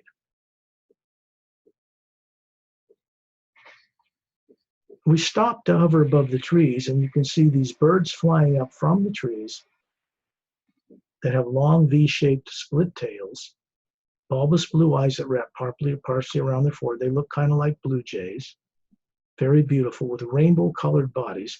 And the colors of the rainbow are blended so subtly, it's just a beautiful, luminous color. They have 2 sets of bird wings, one above the other, and they're fluttering, hovering in space like a hummingbird. And they can talk to you with vocal cords. These are higher genetic forms. And when you look above these birds, dozens of them, they have an atma, just like you, hovering above these forms. And they begin to sing the most enchanting, beautiful music, perfect vocal cords. And they're sending out the hue on many levels. And then it sounds like millions of men and women singing the hue in perfect harmony. And then it blends into one round, whole, consistent humming tone. and they welcome you here, and then fly back to the trees. We start to move again over the tops of the jungle, and you can see a botanical paradise, well landscaped, rock waterfalls and gardens, and we're coming to rest a few miles inland. In the distance, you can see a long crystalline type tower like a palace. No tyrants here, though. And then a long, tall, snow-covered mountain range in the background. And down below, we're passing over a pasture land that has cows with big horns in it. And there are atmas hovering above these animals, different varieties. And they're running these forms, these genetic forms, to experience what it's like to be those forms, to learn respect for all life. This is a place where you can come and do this safely. These animals have vocal cords. You can talk with them. You're really talking with the beings that run them. And we're coming to a white marble flat platform, circular, and around it is a botanical paradise of bushes and flowering plants. And there's a fountain sitting in the center of it. It looks like white alabaster stone with scalloped edges and a blue pedestal. And on it is standing the statue of a man, bronzed skin, about 6 feet, bald head, looks to be about 36, ageless, 2 gold bracelets on his upper arms, a white tunic from his waist down to his ankles, and bare feet. His hands are down at his sides with his open palms, and pouring from the palms is this white light with a gold tinge, filling this bowl, pouring over the sides an eminous luminous sheet, and then disappearing in the ground. To the right, you can see the very man this statue represents standing on the white marble near the outer edge. He has his arms folded, and he's just smiling. He knows we're here. And he runs this place in a benevolent way. And he, too, has changed in consciousness. He wants you to experience what it's like to have this white light with a gold tinge, like a nectar. It looks like water, but it's glowing. And you move up around it, all 3 concentric circles of beings surrounded up in the air. And the statue in that, standing in that fountain, dissolves into a shaft of white gold light. And then rays of it shoot out from it right into the white core of your being and out into the center of the white core and then out into the golden energy that surrounds you as a round spherical energy form. And you can feel it pass through you, imparting something to you, some kind of a gift. And then it moves through you and continues out into the universe, down through the void, and into the lower worlds, just like the fountain does.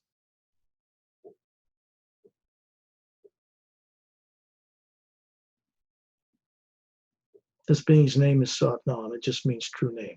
It means he's the first manifested form that looks human between the infinite uncreated worlds and those which have no form and the created worlds. So he stands between them.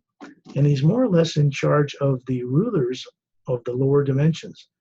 And they're being altered as we speak so that things can change in the lower worlds for the first time. What you're experiencing that's a gold tinge in this white light, the hue is the white light, the gold tinge is the new ray in it. It's inspiring and filling beings and on its way to, I don't want to say compel, but encourage in no uncertain terms, that beings only use their great gift of creative imagination to create that which will be of uplifting benefit for all life. And that means one needs to know what's in the multidimensional creation and remember it, recall it, awaken it, so they can respect it. And when they can do that, they can play in it, create in it, be free in it. Then you find yourself out past the white sandy beach, back in that blue, light blue void surrounding Tyrellian, and we're moving again across the void at tremendous speed. It seems infinite. Pretty soon you begin to see this vortex blue-green water whirling in an opening. And we are literally pulled down into it. We travel at tremendous speed, bypassing the lower dimensions, until we find ourselves hovering in the same position at the other end, above planet Earth in the parallel dimension, and that vortex vanishes above us. Now, what we've done is collapsed time and space. We haven't destroyed anything. We've simply used a tool made up of the hue, the primordial energy, which is not time and space, to go beyond time and space. And you look down and see the Earth suddenly change before your eyes, and it's the Earth you're familiar with polar ice caps, continents and oceans you're familiar with, and the moon that does not turn on its axis as it circles the Earth, with craters and pockmarked craters all over it. There's no atmosphere. And you find yourself hovering in the atmosphere above where you live, looking down through the building, car, wherever you're laying, sitting down or laying down. And you find yourself hovering as a sphere of light above the body that's in the trance state called sleep. And you allow this white light with a gold tinge, which imparts awareness and awakening and recall, to come into your brain through the pineal gland, to light it up, to flow through your physical atoms out into the universe. And as it passes through you for your good, it continues unabated, unrestricted through you, out to do something uplifting and of beneficial nature to others. It's a flow, like a river. And when you're ready, smile on that body form and open your eyes.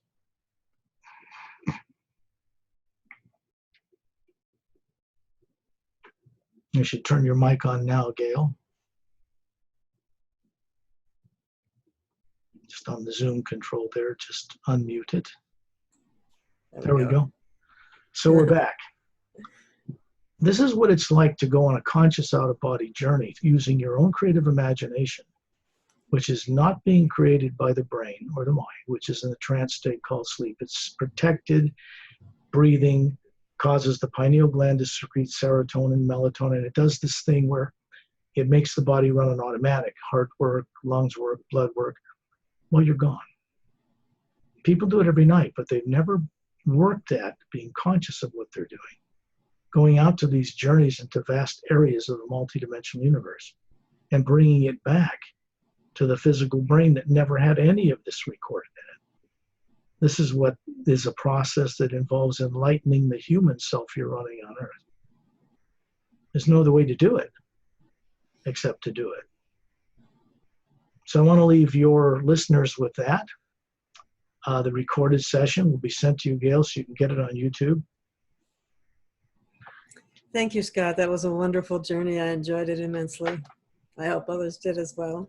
You're welcome. We're focusing on this for a few weeks about getting grounded in the experience of a pure earth and moon that is not like the one people grew up with, that is there, but in a higher frequency, so we can start a journey from a non-perverted negative earth place and come back to this place, bringing the awareness of it into the physical form, which takes some conditioning to be able to handle and retain and know with certainty as the human self on Earth what is happening here. Okay. Do you have any other questions, or are we already done? Well done? We're pretty questioned out, and I want to thank the audience, and we'll see you next week. Okay, I'll stop the recording. Pleasant dreams.